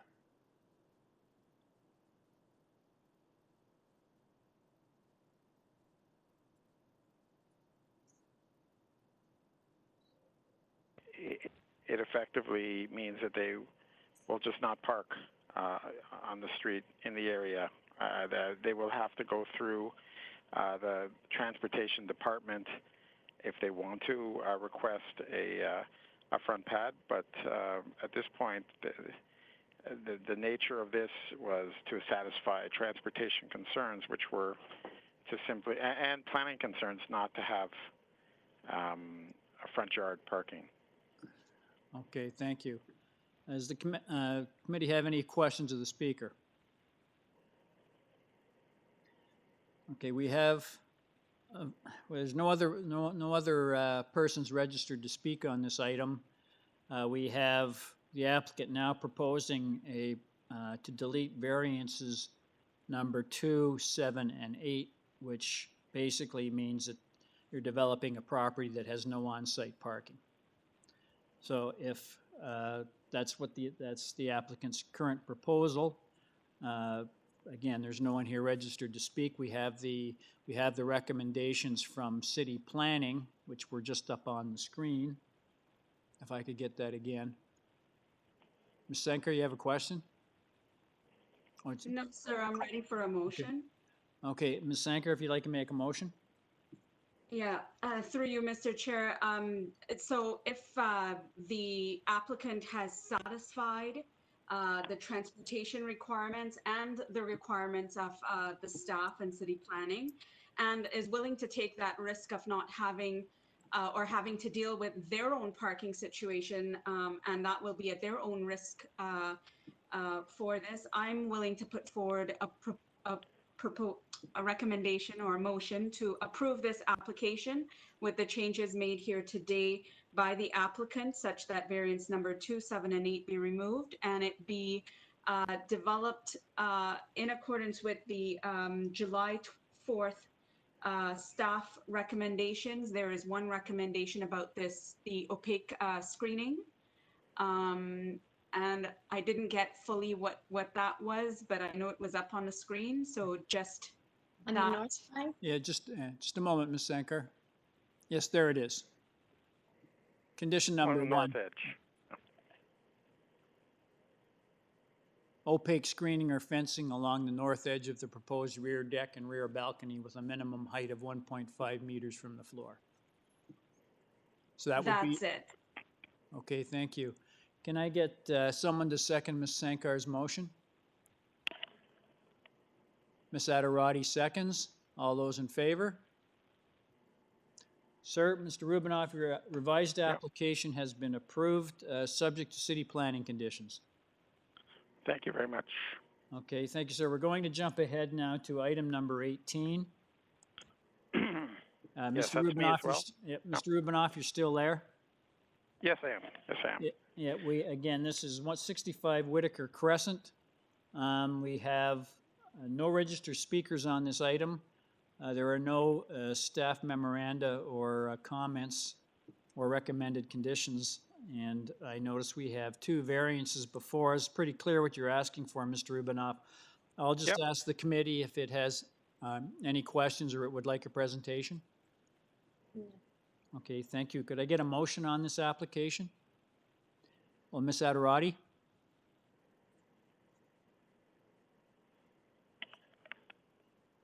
Oh, we've lost Ms. Adarati. Sorry, I was mute. Oh. I just want to put forward a motion to approve this application. I believe it's very minor and with no condition. Thank you very much. Someone to second that motion? Mr. Kidd seconds. All those in favor? That motion carries unanimously. Mr. Rubinoff, your application has been unanimously approved without condition. Thank you very much. Have a good day. Item number 16. Item number 16, 711 Oriole Parkway. We have one person afternoon. registered to speak, Mr. Graham Barrett. Yes, good afternoon, Mr. Chairman, committee members. Graham Barrett, 1575 Dundas West, agent for the owner of 711 Yes, Oriole thank you, sir. You have one variance before us concerning soft landscaping in the rear yard. I notice we have no one registered to speak on this item, and we have no municipal staff concerns or comments. If I could ask the committee, would it like a presentation, or does it have any questions? Ms. Adarati? Well, Ms. Adarati? We've lost you. I appreciate a presentation. Okay, thank you, sir. Mr. Barrett, if you could give us a very brief presentation on what you see as the merits of your proposal, please. Mr. Barrett, are you there? Yes, hello? Oh, yes. Could you give us a very brief presentation on what you see as the merits of your proposal? Yes, gladly. Just want to make sure you can hear me now. Yeah, Everything okay? perfect. Okay, Perfect. great. I did submit some supporting material to the AIC website. It's posted. There's just a couple images up there, but I believe it was after the deadline. So if that could be pulled up, I would appreciate it. But this is quite straightforward. It's a proposal to build a new detached two-car garage at the rear of the home and some new stairs. There is an existing, somewhat dilapidated garage there now, which is shared with 705 Oriole Parkway. I have sent in some photos, as I mentioned. The owners of both properties are working together to demolish this shared garage and each build a new garage on their properties. They're using the same designer, the same builder, the same committee agent, which is me, and so on. We had hoped to have both items heard simultaneously, but there was a bit of a gap between fee payments for each property, so I'll be back in a couple weeks for Okay, thank you, 7-Eleven sir. Oriole Park. We're losing you, Sorry, sir. You're losing me. No, okay, go ahead. Okay, good. I'm sorry, these connections are a little tricky. Just a moment. Okay, so the garage at 711 Oriole Parkway requires one variance for rear yard soft landscaping. We're proposing 11.9%, where 50% is required. Planning staff were consulted in advance, and there were initially some concerns pertaining to drainage and stormwater management, but the fact that this home backs onto Eglinton Park mitigated those concerns. This makes the house's backyard essentially several football fields in size, and there is a slope down and away from the subject property and neighboring homes, so planning staff were unopposed. This proposed garage is virtually identical to the garage immediately next door, although we aren't proposing a rooftop deck. This garage will simply provide parking for 2 cars and some storage. The owners of both 711 and 705 Oriole Parkway have been very considerate, and their neighbors have been consulted. Letters of support from 695, 697, 701, 713, and 715 Oriole Parkway have been submitted. This will be an improvement to this laneway, and the proposed garages at both 711 and 705 Oriole Parkway. The variance is minor, and that's it. Staff have been consulted. Okay, thank you. It passes the 4 tests. Thank you. Yes, thank you, sir. Ms. Adderati, did you get your question answered? Thank you. There's no one registered to speak, and let me just go back to our.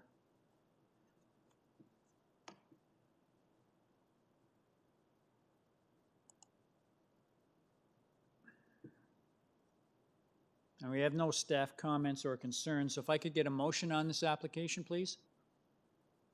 Ms. Sankar? Okay, through you, Mr. Chair, I appreciate all of the letters of support, and I didn't have a problem with this application to begin with. So I'll motion to approve it. I do believe it does meet the 4 tests. Thank you. Someone to second Ms. Sankar's motion? Mr. Kidd seconds. All those in favor?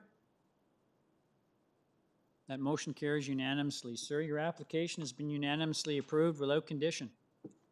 Great. Thank you very much. Enjoy the rest of your day. Thank you. Now on item number 17, 214 Wiles Avenue. Again, we have only one person registered to speak on this item, is Stephen Lindy. Mr. Lindy, are you there? Afternoon. Yes, thank you very much. Yes, I am. We have the variances that are before us, sir. You're very clear what you're asking for. In the 4 variances, I'm just going to, and I've noted that we have no municipal comments on this application. I'll just ask the committee, does it have any questions or would it like a presentation? Okay, thank you. Could I again, there's no one registered to speak on this item. Could I get a motion on this application, please? Ms. Sankar? Yes, through you, Mr. Chair. Again, this is one of these applications, a number of letters of support, and to me, it's very clear, does meet the 4 tests. I'll motion to approve this application. Someone to second Ms. Sankar's motion? Ms. Adderati seconds. All those in favor? That motion carries. Thank you very much, sir. Your application has been unanimously approved. Yeah. Thank you.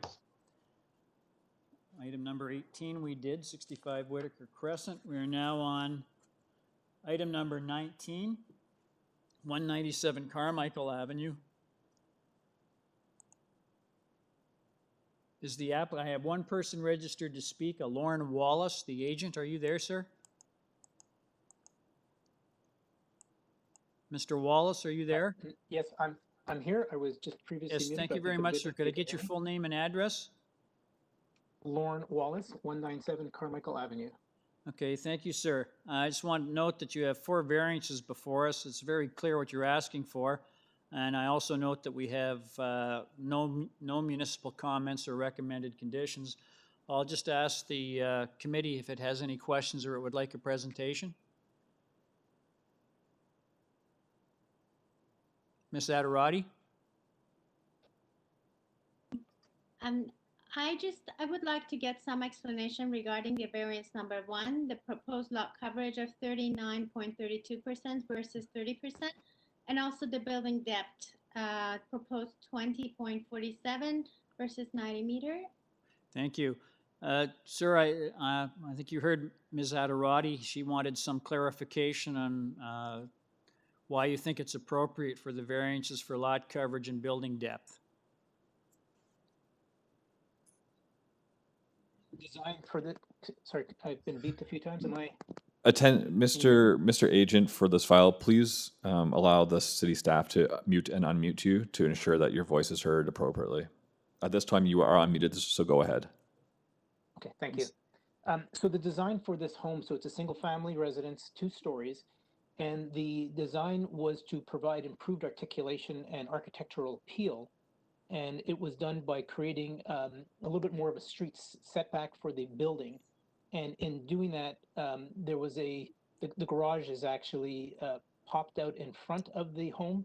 So that is probably what's creating most of the setback issues, I guess being in non-compliance, and the lot coverage being greater than the 30% because the garage is articulated and set forward.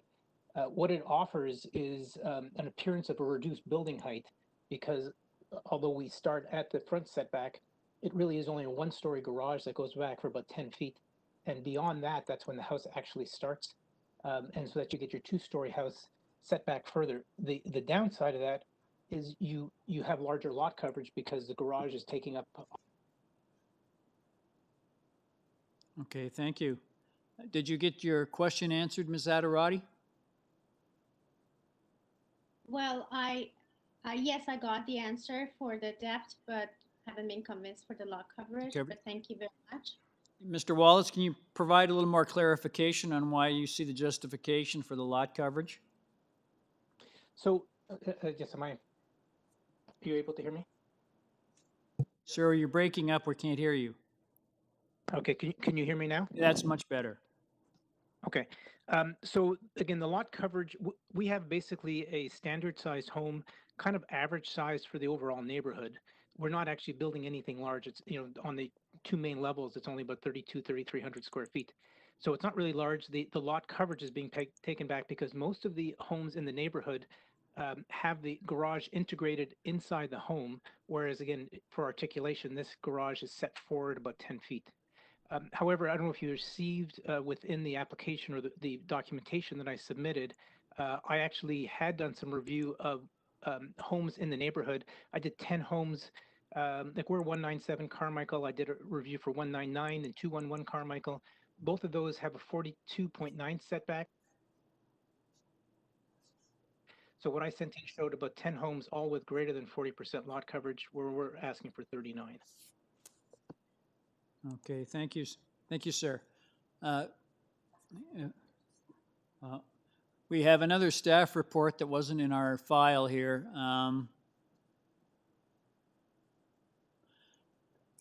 There's a report from City Planning dated July 4th, and sir, I don't know if you were aware of it. We weren't aware of it.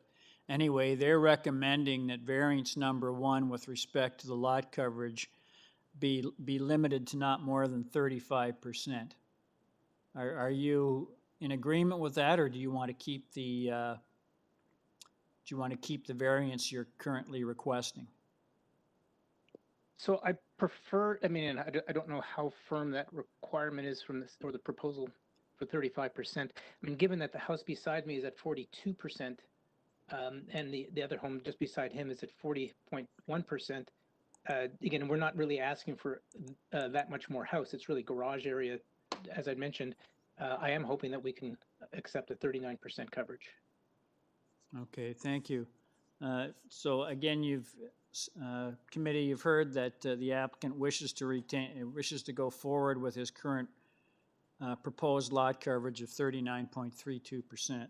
So again, there is no one else registered to speak on this item. That report that just came in from city planning, we weren't aware of, but that was dated July 4th, and their only condition was recommending that the coverage be reduced to 35%. So if I could get a motion on the current application, please. Ms. Adirati? Yes, through you, Mr. Chair. I listened to the applicant agent, and also I still haven't been convinced that 39.32 is a proper and appropriate for the neighborhood. Although the applicant said that the neighbors get more, but we just review every application individually. We're not comparing to others. Therefore, my motion will be to refuse this application. Okay, thank you. Someone to second Ms. Adirati's motion? That motion does not carry. Can I get another motion? Ms. Sankar? Yes, through you, Mr. Chair, I do believe it's a good application, and there is a question to variance number 1. Oh, we've lost you, Ms. That's okay, I'm back Okay. on. Oh, good, okay. Of which I do agree that, with staff recommendation, whether they gave a report or not, I thought it was too high. I am going to put forward a motion to approve this application, but I am going to make changes to variance number 1. And I'm going to meet you somewhere in the middle, because I do recognize that the two neighbors on either side have 40% or above. So I'm going to reduce your lot coverage to 37% to meet staff conditions as well as the neighborhood at large. Okay, can I just clarify that, Ms. Sankey? You're proposing to approve the application with a revision to variance number 1 from 39.32% to 37%? That's right. Okay. Someone to second that motion? Mr. Kidd seconds that motion. Sir, your application has been approved. Variances 2, 3, and 4 as written, and variance number 1 has been modified. So, Mr. Chair, one moment. oh, I'm sorry. All in favor of that motion. I didn't get that. Okay. With Ms. Adirati dissenting. Okay, thank you. That motion carries. Sir, your application, variances 2, 3, and 4 have been approved, but variance number 1 has been modified from 39.32% to 37%. Thank you very much. Thank you for. Item number 20, 7 Deepwood Crescent. We have one person registered to speak, Ahiman Chi. Are you there, Yes. sir? Yes. Yes, hello. Can you I hear me? have, can I get your full name and address, please? Yes, my name is Heyman Shi, address 26 Chipstead Drive, Richmond Hill. I'm the applicant of an architect of this project. Okay, thank you. I noticed that we have no one registered to speak on this item. We have a report from Transportation Services dated the 15th of July that has no objection to your driveway width, and there are no other staff reports on file that I'm aware of. Does the committee have any questions or comments of the agent?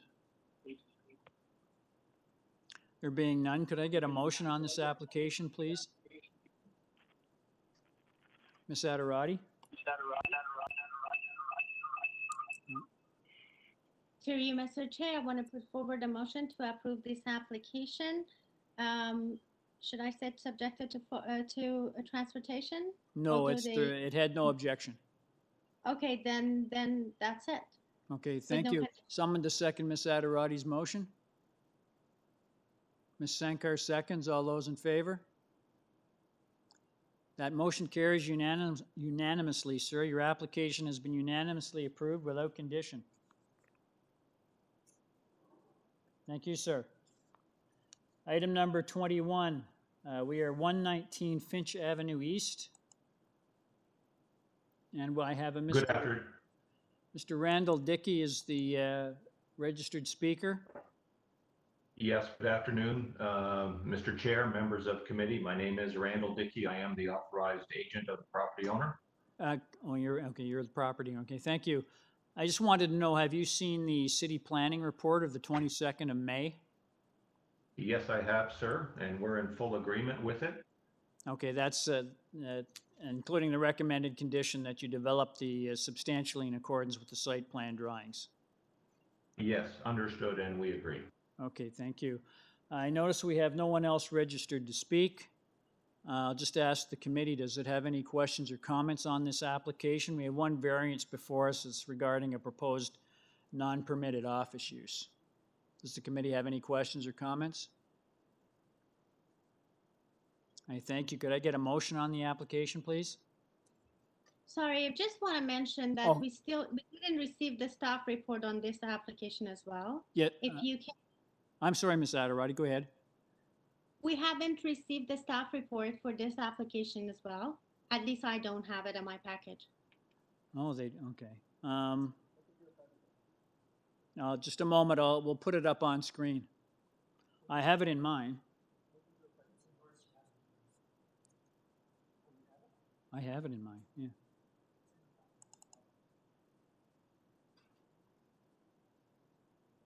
Or maybe, am I wrong? I don't think so.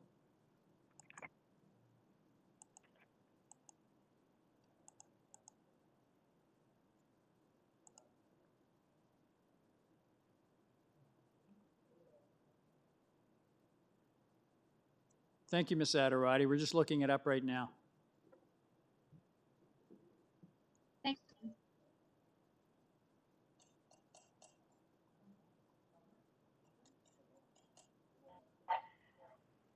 Mr. Chair, I don't have it either. This was,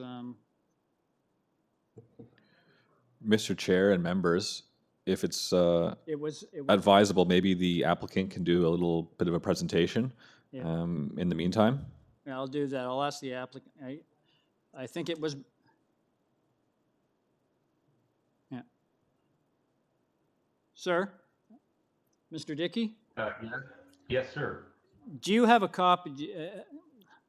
The planning report, you've seen it, correct? I know it. I think it may have been misfiled under another application number. Is it? Can you give us a very brief presentation on what you're proposing here? Yes, of course. Thank you. I have seen the staff report. It was dated May the 22nd. 119 Finch Avenue East is an existing corner lot. There's an old one-story dwelling that was converted to an office back in the 1980s to permit either a cat hospital, medical offices under the old 1980s zoning. That the cat hospital is now vacant. My client purchased this property in 2017 to use for their own offices. They're a plumbing operator. It's used for their office, their admin, their accounting. There is no retail that goes on here. It's just a professional office. There's no physical development proposed. There were no complaints. When my client, the plumbing operator, applied to Metro Licensing to reassign his license to this property, that's when it got flagged as not being a permitted use. So the variance is to deal with the Metro Licensing, a business license issue. It's not based on a complaint or any development. Throughout the fall of 2019 and early 2020, I met with city planning staff. We negotiated a number of site enhancements to the site in terms of landscaping, fencing, some walkway improvements. So that is what is included in the staff. And the staff recommendation is, should committee approve this variance, then the site plan that we have discussed and negotiated with city staff be approved, and we will build in accordance with, which are primarily landscaping and fencing enhancements. There's no physical development proposed with this application, and I think the granting of this variance will allow this site to be used for a business professional office, but will also result in a series of site improvements to the property. I'd ask that committee grant this variance, and if you do have any questions, then I would be pleased to try to answer them. Thank you. Okay, thank you, sir. Ms. Adirati, the reason you may not have been able to find this, the staff report's up on screen. It was filed, I think, in the original agenda under 56 Castlefield. So it was misplaced. But yeah, there was a staff report on this, but it was under 56 Castlefield. Okay. Okay. Either way, we'll go back to item 20. Again, we're on item 21, which is 119 Finch Avenue. Again, we have the, would you like to see that city planning report on screen? There we go. Which city planning had no objection to the proposal. Does the committee have any further any questions of the speaker? Could I get a motion on this application, please? Mr. Kidd?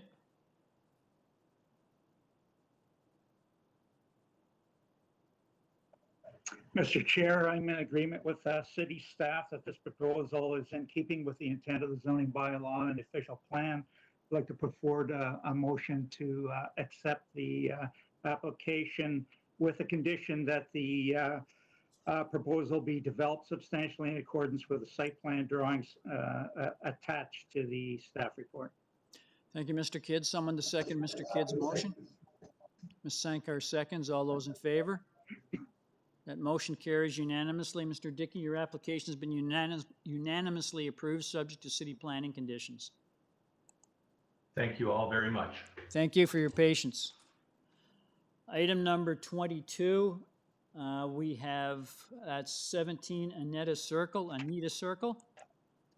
I have one person registered to speak, Ms. Evangelista. Are you there? Yes, I am. Oh, thank you. Can you hear me? Yes, I can. Can I get your full name and address, please? Ida Evangelista, 53 Bentworth Avenue, Toronto. Okay, thank you, madam. Have you had the opportunity to see the city planning report of May 22nd, where they're recommending that if we approve the application, it be developed substantially in accordance with the south and north elevation drawings submitted to the committee as attachments numbers 1 and 2? I have, Mr. Chair, and we are in acceptance of that condition. Okay, thank you. Along with I'm just going to I note that we have no other speakers registered on this item. The variances you requested are very straightforward. I'm just going to ask the committee, does it have any questions or would it like a presentation? Okay, thank you. Could I get a motion on this application, please? Ms. Sankar? Mr. Chair, through you, I believe that this application is minor. It does meet the 4 tests, and for that reason, I'll put forward a motion to approve this application, subject to the recommendations of the May 22nd staff report, such that the proposal be developed substantially. Oh, Ms. Sankar, we lost you, your voice. Sorry, so motion to approve the application, subject to May 22nd staff report, that the proposal be developed substantially in accordance with the south and north elevation drawings. Thank you. And someone to second that, Ms. Adirati? Ms. Adirati? Yes, I also would like to add that add a friendly amendment that is subjected to forestry. Thank you. Accepted. Thank you. All those in favor? That motion carries unanimously. Madam, your application has been unanimously approved, subject to city planning and urban forestry conditions. Thank you and have a great day. Thank you. Item number 23, 789 Don Mills Road. I have one person registered to speak. Claire Ricker, are you there? Mr. Chair and members, Claire is in the call, but I cannot unmute her. Whatever. Oh, there we go. Okay. Go ahead, Claire. Hello? Claire Ricker, are you there? Good afternoon. Can you hear me? Yes, we can. Can I get your full name and excellent. address, please? Uh, Oh, we're losing you, madam. We've lost you. Madam, Hello? are you there? Yes. Okay, thank you. Hello. Can I get your full name and address? Claire Ricker, 3 Church Street. Okay, thank you. Before we start, madam, I just wanted to ask, I'm sure you've seen the Transportation Services report of the 15th of July. It was a favorable report. They had no objections to the parking variance based on your parking study you submitted. I'm just going to ask. Yes, I've seen the report. Yes, thank you. We have no other speakers registered to speak on this item. I'm just going to ask the committee, does it have any questions or comments, or would it like a presentation? Okay, thank you. Madam, the variances you're asking for are very straightforward. I'll just ask the committee if I could get a motion on this application. Ms. Adirati? Through you, Mr. Chair, I would put forward a motion to approve this application with no condition. Thank you, Ms. Adirati. Someone to second that motion? Ms. Sankar seconds. All those in favor? That motion carries unanimously. Madam, thank you for waiting. Your application has been unanimously approved without condition. Much appreciated. Thank you. Thank you. Now on item number 24, which is 34 Sherwood Avenue, parts 1 and 2. I have 3 people registered to speak. Is the agent there, Jonathan Benskowski? Yes, I am here, sir. Yes, hello, sir. Can I get your full name and address, please? Yes, Jonathan Bitskowski, 301 Keewatin Avenue. Sir, I'm having trouble hearing you. Yeah, I was actually just kicked out of the WebEx, and now I've called in, and I'm watching on YouTube. So I would also like to apologize. I'm a little bit. Sir, I'm having trouble hearing you. There's something going on with your phone. Is that better? That's a little better. Hello? Okay, just an initial apology as I cannot see anything on WebEx all of a sudden, so I've now called in and I'm watching on YouTube, so there will be a little bit of a delay, I guess, in some of my presentation because of the delay in YouTube itself. Okay, now, sir, before you start, did you give us your full name and address? Yes, Jonathan Benskowski, 301 Keewatin Avenue. Okay, thank you. Now, have you seen the city planning report of 15th of June? Which is, they indicated they have no objection to the application subject to the standard consent conditions. Transportation Services has no objections. Have you seen the recommended conditions from Development Engineering? I have. Okay, and I understand that there's no issues from Urban Forestry. They had some issues before, but they've been clarified. So what I suggest you do, sir. What I suggest you do, sir, is if you could give the committee a brief presentation on what you see as the merits of your consent and minor variance applications. Yes, can you guys hear me okay still? So we're having a hard time hearing you. Is this better? That's better. Okay, I'm actually just on my physical phone here to Now, my ear. now sir, can you speak up? Yes, okay. Is this better? Yes.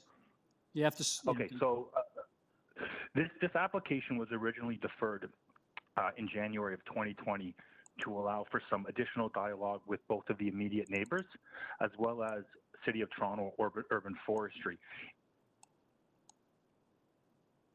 Okay. Side yard setback that was not required. So from where we were in January of 2020 to where we are today, the actual proposal hasn't changed, but the correction has been made where we do not require a variance for a side yard setback. So that has now been removed from the notice, even though the plans themselves haven't changed. The original application from January also had a refusal request from Urban Forestry due to 2 trees, one being the tree at the front of the property of the adjacent neighbor to the west, as well as a private tree at the rear. We have since modified the site plan to accommodate urban forestry, and as mentioned previously, Mr. Chair, urban forestry no longer has any objection to the proposal. In addition to dealing with urban forestry, we had numerous conversations with planning that arrived at the built form that was acceptable to both the owner as well as acceptable to the city. So the application that is before you today does not have any concerns of any of City of Toronto departments with the proposal. So looking at the variances itself, the proposal is to create two undersized lots to accommodate a pair of semi-detached dwellings. Adam, if we could go to my submitted materials. And I mentioned I am a little bit behind here. Sir, we've lost you. Hello, are you able to hear me now? Yes. Okay, sorry. If we could go to my submitted materials.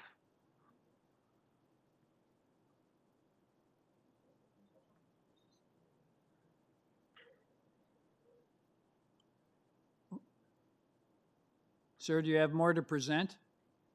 Yes, I have I have a series of a photo book as well as some other materials. I'm wondering if we could bring them up. There it is. I think it's on the screen now. Okay, we have, you can see the information that's on the screen right now. Perfect. Like I said, I'm actually watching on YouTube, which is delayed, and I'm speaking through my phone because I can't get in through the WebEx. So that's why there's a little delay also from me, because I'm not seeing the same things you guys are seeing right away. Oh, there's a delay, what we so have that's here why. is just a quick photo book of the streetscape of this northern portion of Sherwood Avenue. So what we see here is a mix of types and styles of semi. In terms of the built form, as we look at all of the photos that are on the screen, we see an array of built forms as well as different parking options. So we see houses that have both integral garages, have no parking, as well as have front pad parking itself. So Adam, if we could go to the sheet 1, the building depths.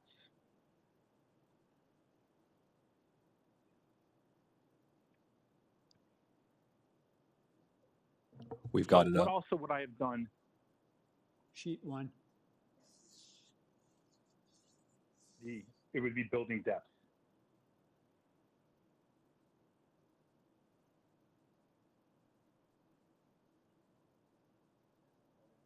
Yes, I think we're moving in the right direction. But again, I apologize for my delay as I can't see the WebEx screen anymore. So what I've done is I've created a map from the City of Toronto Mapping Services that displays the existing rear walls of the dwellings along the north side of Sherwood Avenue. The subject property is displayed in yellow. Okay, and what we can see is that the existing property to the west is located some 6 meters behind the proposed rear wall of both dwellings that are before you today. So we have the front black line, which is the front yard setback proposed, which is 9.11 meters. We have 18.12 meters, which is the proposed depth of the building. And that's what identifies those two black lines. So what's clearly evident from this is not only do we not have a consistent front wall along Sherwood, we also don't have a consistent rear wall situation along Sherwood Avenue. Okay, sir, 15 seconds.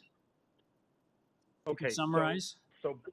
Yes. So basically, what we're looking at here is we can see a dwelling that, in my opinion, fits harmoniously within the neighborhood due to the size and type of it, as well as the lots themselves. I also have created a chart of recent approvals within the neighborhood itself. Okay, thank you, sir. As well as, sir, thank you. Thank you. Can I ask, your original application was deferred on the 16th of January 2020 so that you could meet with zoning as well as the neighbors. Can you tell the committee what took place? What were the results of those discussions? Yes, the result with the zoning was the correction of the actual zoning notice itself, the ZZC application, identified a side yard setback requirement. When I was doing my research before the hearing, I noticed I was actually in error in the notice itself. So the variants that have been eliminated from the initial application to where we are today is for a side yard setback request. Even as the application is before you today, we are exceeding what is allowed under the zoning bylaw. So we are in excess of the side yard setback requirement. The second part of that was to meet with the adjacent neighbors on both sides. I did have a meeting with both adjacent neighbors on either side. The issues of the trees were kind of the paramount sticking point. We've gone through numerous site plans as well as a new rear deck to accommodate the concerns of both of the neighbors to the east and the west in terms of the trees. I understand they do have some additional concerns that I'm not sure if they will be speaking to today, but I can also speak to some of those concerns after they were to bring them up. Okay, thank you. Does the committee have any questions of the speaker? There being none, thank you. I'll move to the next person on our list. List of deputants. I have an Allison Morisuti. Are you there, madam?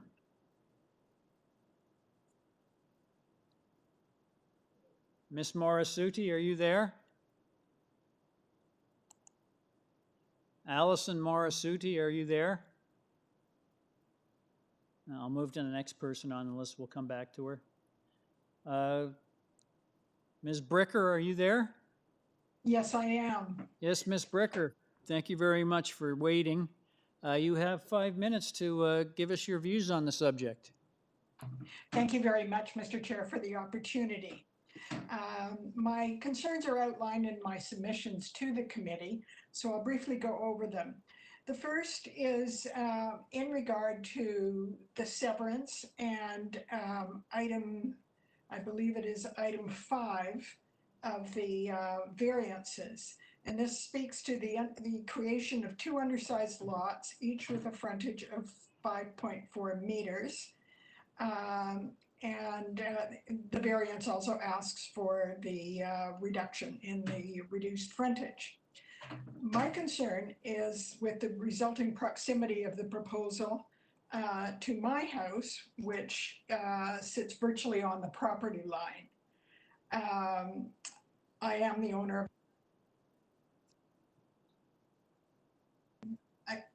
Hello? Ms. Bricker, are you there? Yes. Okay, sorry. please proceed. There's a little static there. Okay, thank you. My concern, and I appreciate as the applicant has stated that he is fully within his rights to develop within 2.6 meters, or no, 2.6 feet of my house and does not require a variance. However,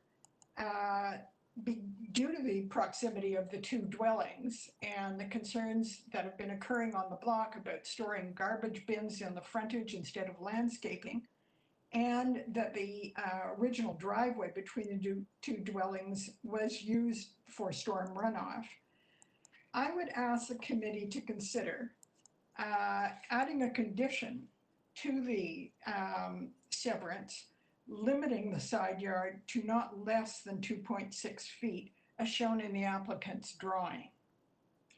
My second concern is with item 3 of the variances proposed, and that has to do with the increased height of all front and rear yard exterior walls from meters to permit outdoor terraces and decks on the 3rd floor. My concerns are with the potential for noise, overlook, and loss of privacy, particularly given the proximity of the dwellings to my house.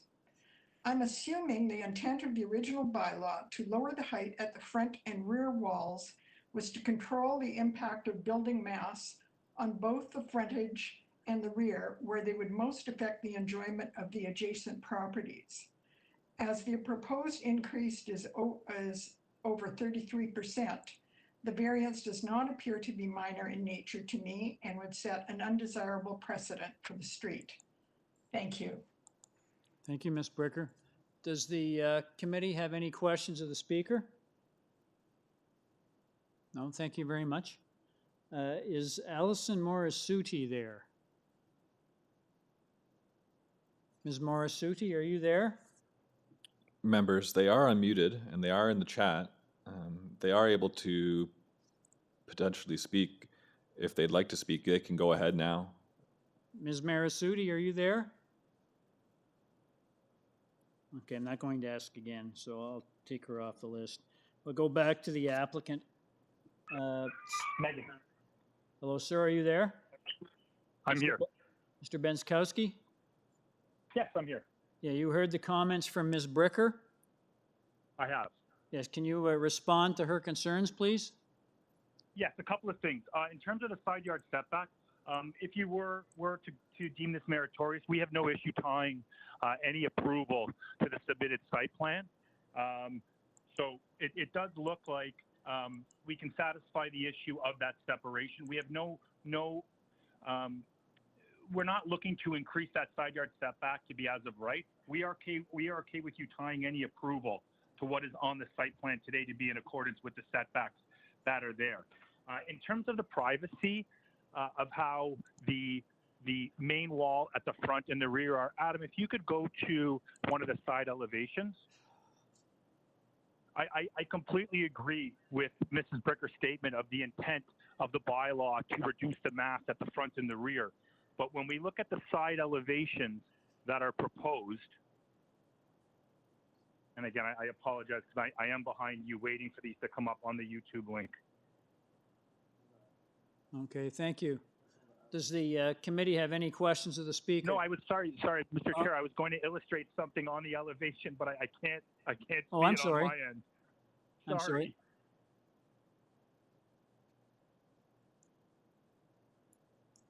You want to do the elevation drawings up there? If we could bring the elevation drawings up. One of the side elevations, please, Adam.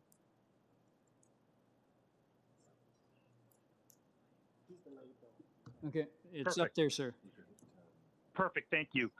Thank you, Mr. Chair. So as we can see here from the side elevation, the actual third floor at both the front and the rear has been stepped back and recessed, both from the front street line, where we see the smaller recess, as well as at the rear, where we see a much larger recess. So the impact of that third floor, which is requested through not only the main wall height, but a modest request for the overall height, and that impact is mitigated by the stepping back of it and that mass being taken away from the street. But all of that being said, we did see through the photo book that I did present earlier numerous three-story dwellings, including there it is, thank you, that's much better, Adam. So we can see here the stepping back. So the impact of that is further reduced. In addition, what we can offer are privacy screens along the sides of the rear decks to mitigate any additional concerns. But it is important to note that the decks are permitted as per the zoning bylaw.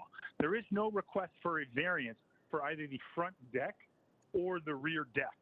So these are a permitted exterior area that does not have any request that is before you today. And I'm happy to answer any additional questions you might have. Okay, thank you. Does the committee have any questions of the speaker? Mr. Chair and committee, Allison has called in actually, so we can actually look to hear once my system shows her as available, but she has all called right, in, thank you. so. We'll go back, Madam, Mr. Benskowski, I'm sorry about that. I have to put Ms. Marasuti here who'd like to speak on your application. So, Ms. Marasuti, are you there? She isn't just there yet. I'm going to, the WebEx application itself is not displaying the phone numbers for me right this second, so I can't unmute her, though I have seen that she is there. So if you just bear with me, I will, as soon as she becomes, there she is. So stand by. Go for it now. Hello, can you hear me now? Ms. Marasuti, Allison Marasuti? Hi, my name is Sandro Morasuti. My wife is Allison Morasuti. Both of our names were on the application. I'm speaking on our behalf. Can you hear me okay? Yes, we can hear you. Yeah, 5 minutes, okay, sir.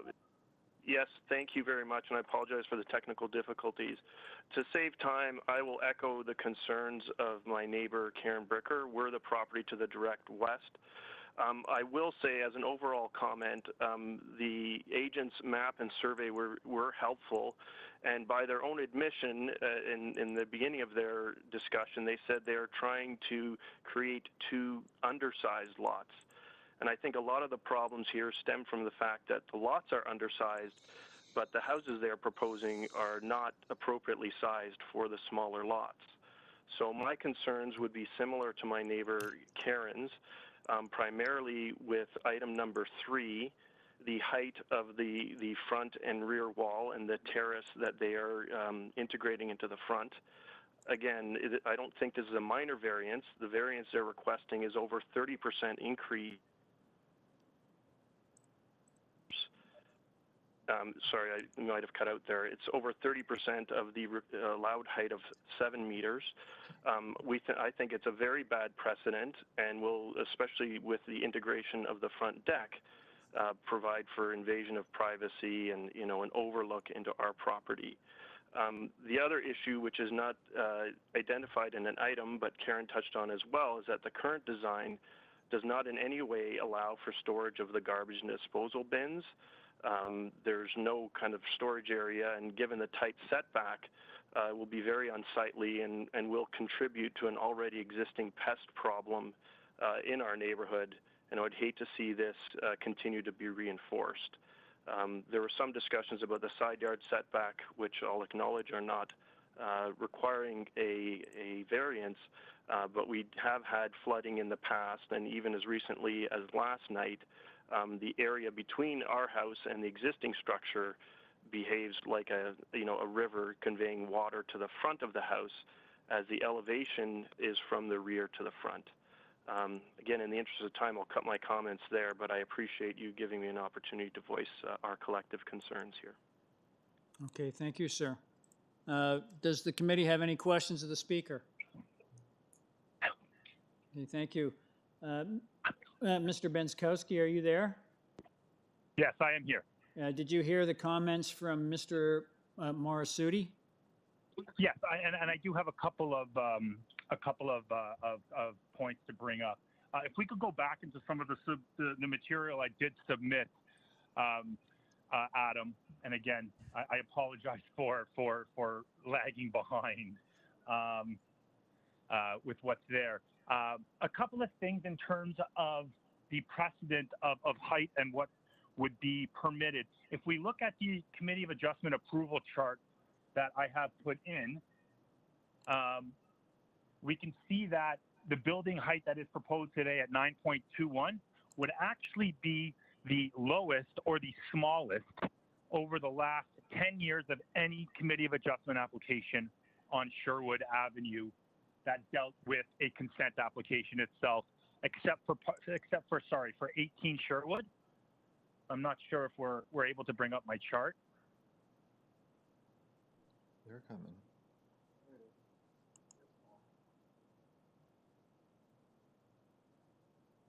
Can we make that a little larger, perhaps? Jonathan, keep going while we bring the screen up. Okay, perfect. Thanks, Adam. So if we see here on the chart itself, the first 2 columns deal with not only the building height, not only the building height, but the height of the front and exterior main walls. So if we actually look at what we're proposing at 9.21, we would be below all of these other approved applications. So in terms of setting a precedent, and in terms of fitting in with what's the character of the neighborhood, well, we already know we fit in with that based upon what's there today. In terms of the garbage itself, the setback is in excess of what is as of right. So in terms of storing garbage, regardless of a consent or a non-consent, we are over the permitted setback requirement on either side. In terms of the privacy of the front and the rear that Mr. Morisuti did bring up, we, again, have proposed to have screening on both sides. But again, this zone permits both decks at the front and the rear. There is no request for that is before you today. In terms of setting a precedent, also in terms of what the frontage is, this in the city that has severely reduced frontages for frontage for semi-detached dwellings. We've worked with planning from day one on this. And in fact, the consent was never a concern from planning. And in terms of the build form variances from the undersized lot, the only build form variance that we have is essentially the building depth. If that building depth were to be brought in line with the zoning bylaw and the side yard increased to be the as of right, you would essentially be looking at the same size of a house. And I'm happy to answer any additional questions that you might have. Okay, thank you, sir. Does the committee have any questions of the speaker? Okay, thank you. Could I get a motion on this application? Please note, we do have the city planning report of the 15th of June, which had recommended consent conditions. We had development engineering conditions in their 30th of October report of 2019, and then urban forestry has their standard conditions. So if I could get a motion on this consent minor variance application, please. Ms. Sankar? Through you, Mr. Chair, the concerns that were raised from the neighbors really addressed many of those. And so I'll put forward a motion to approve this application, and it will be subject to forestry and subject to the engineering conditions. I note that transport was okay with it, and I'll also put it subject to the standard conditions of the staff report. Thank you. Someone to second Ms. Sankar's motion? Mr. Kidd seconds. All those in favor? Opposed? Ms. Adirati dissenting. Sir, your application has been approved, subject to city planning, transportation services, city planning, development engineering, and urban forestry conditions. Thank you, sir. Can I get that's our last item. Could I get a motion to terminate? Okay, thank you, Ms. Sankar. I'll second that. Have a good afternoon and evening, folks. Bye, everyone. See you later. Goodbye. Bye. Bye-bye.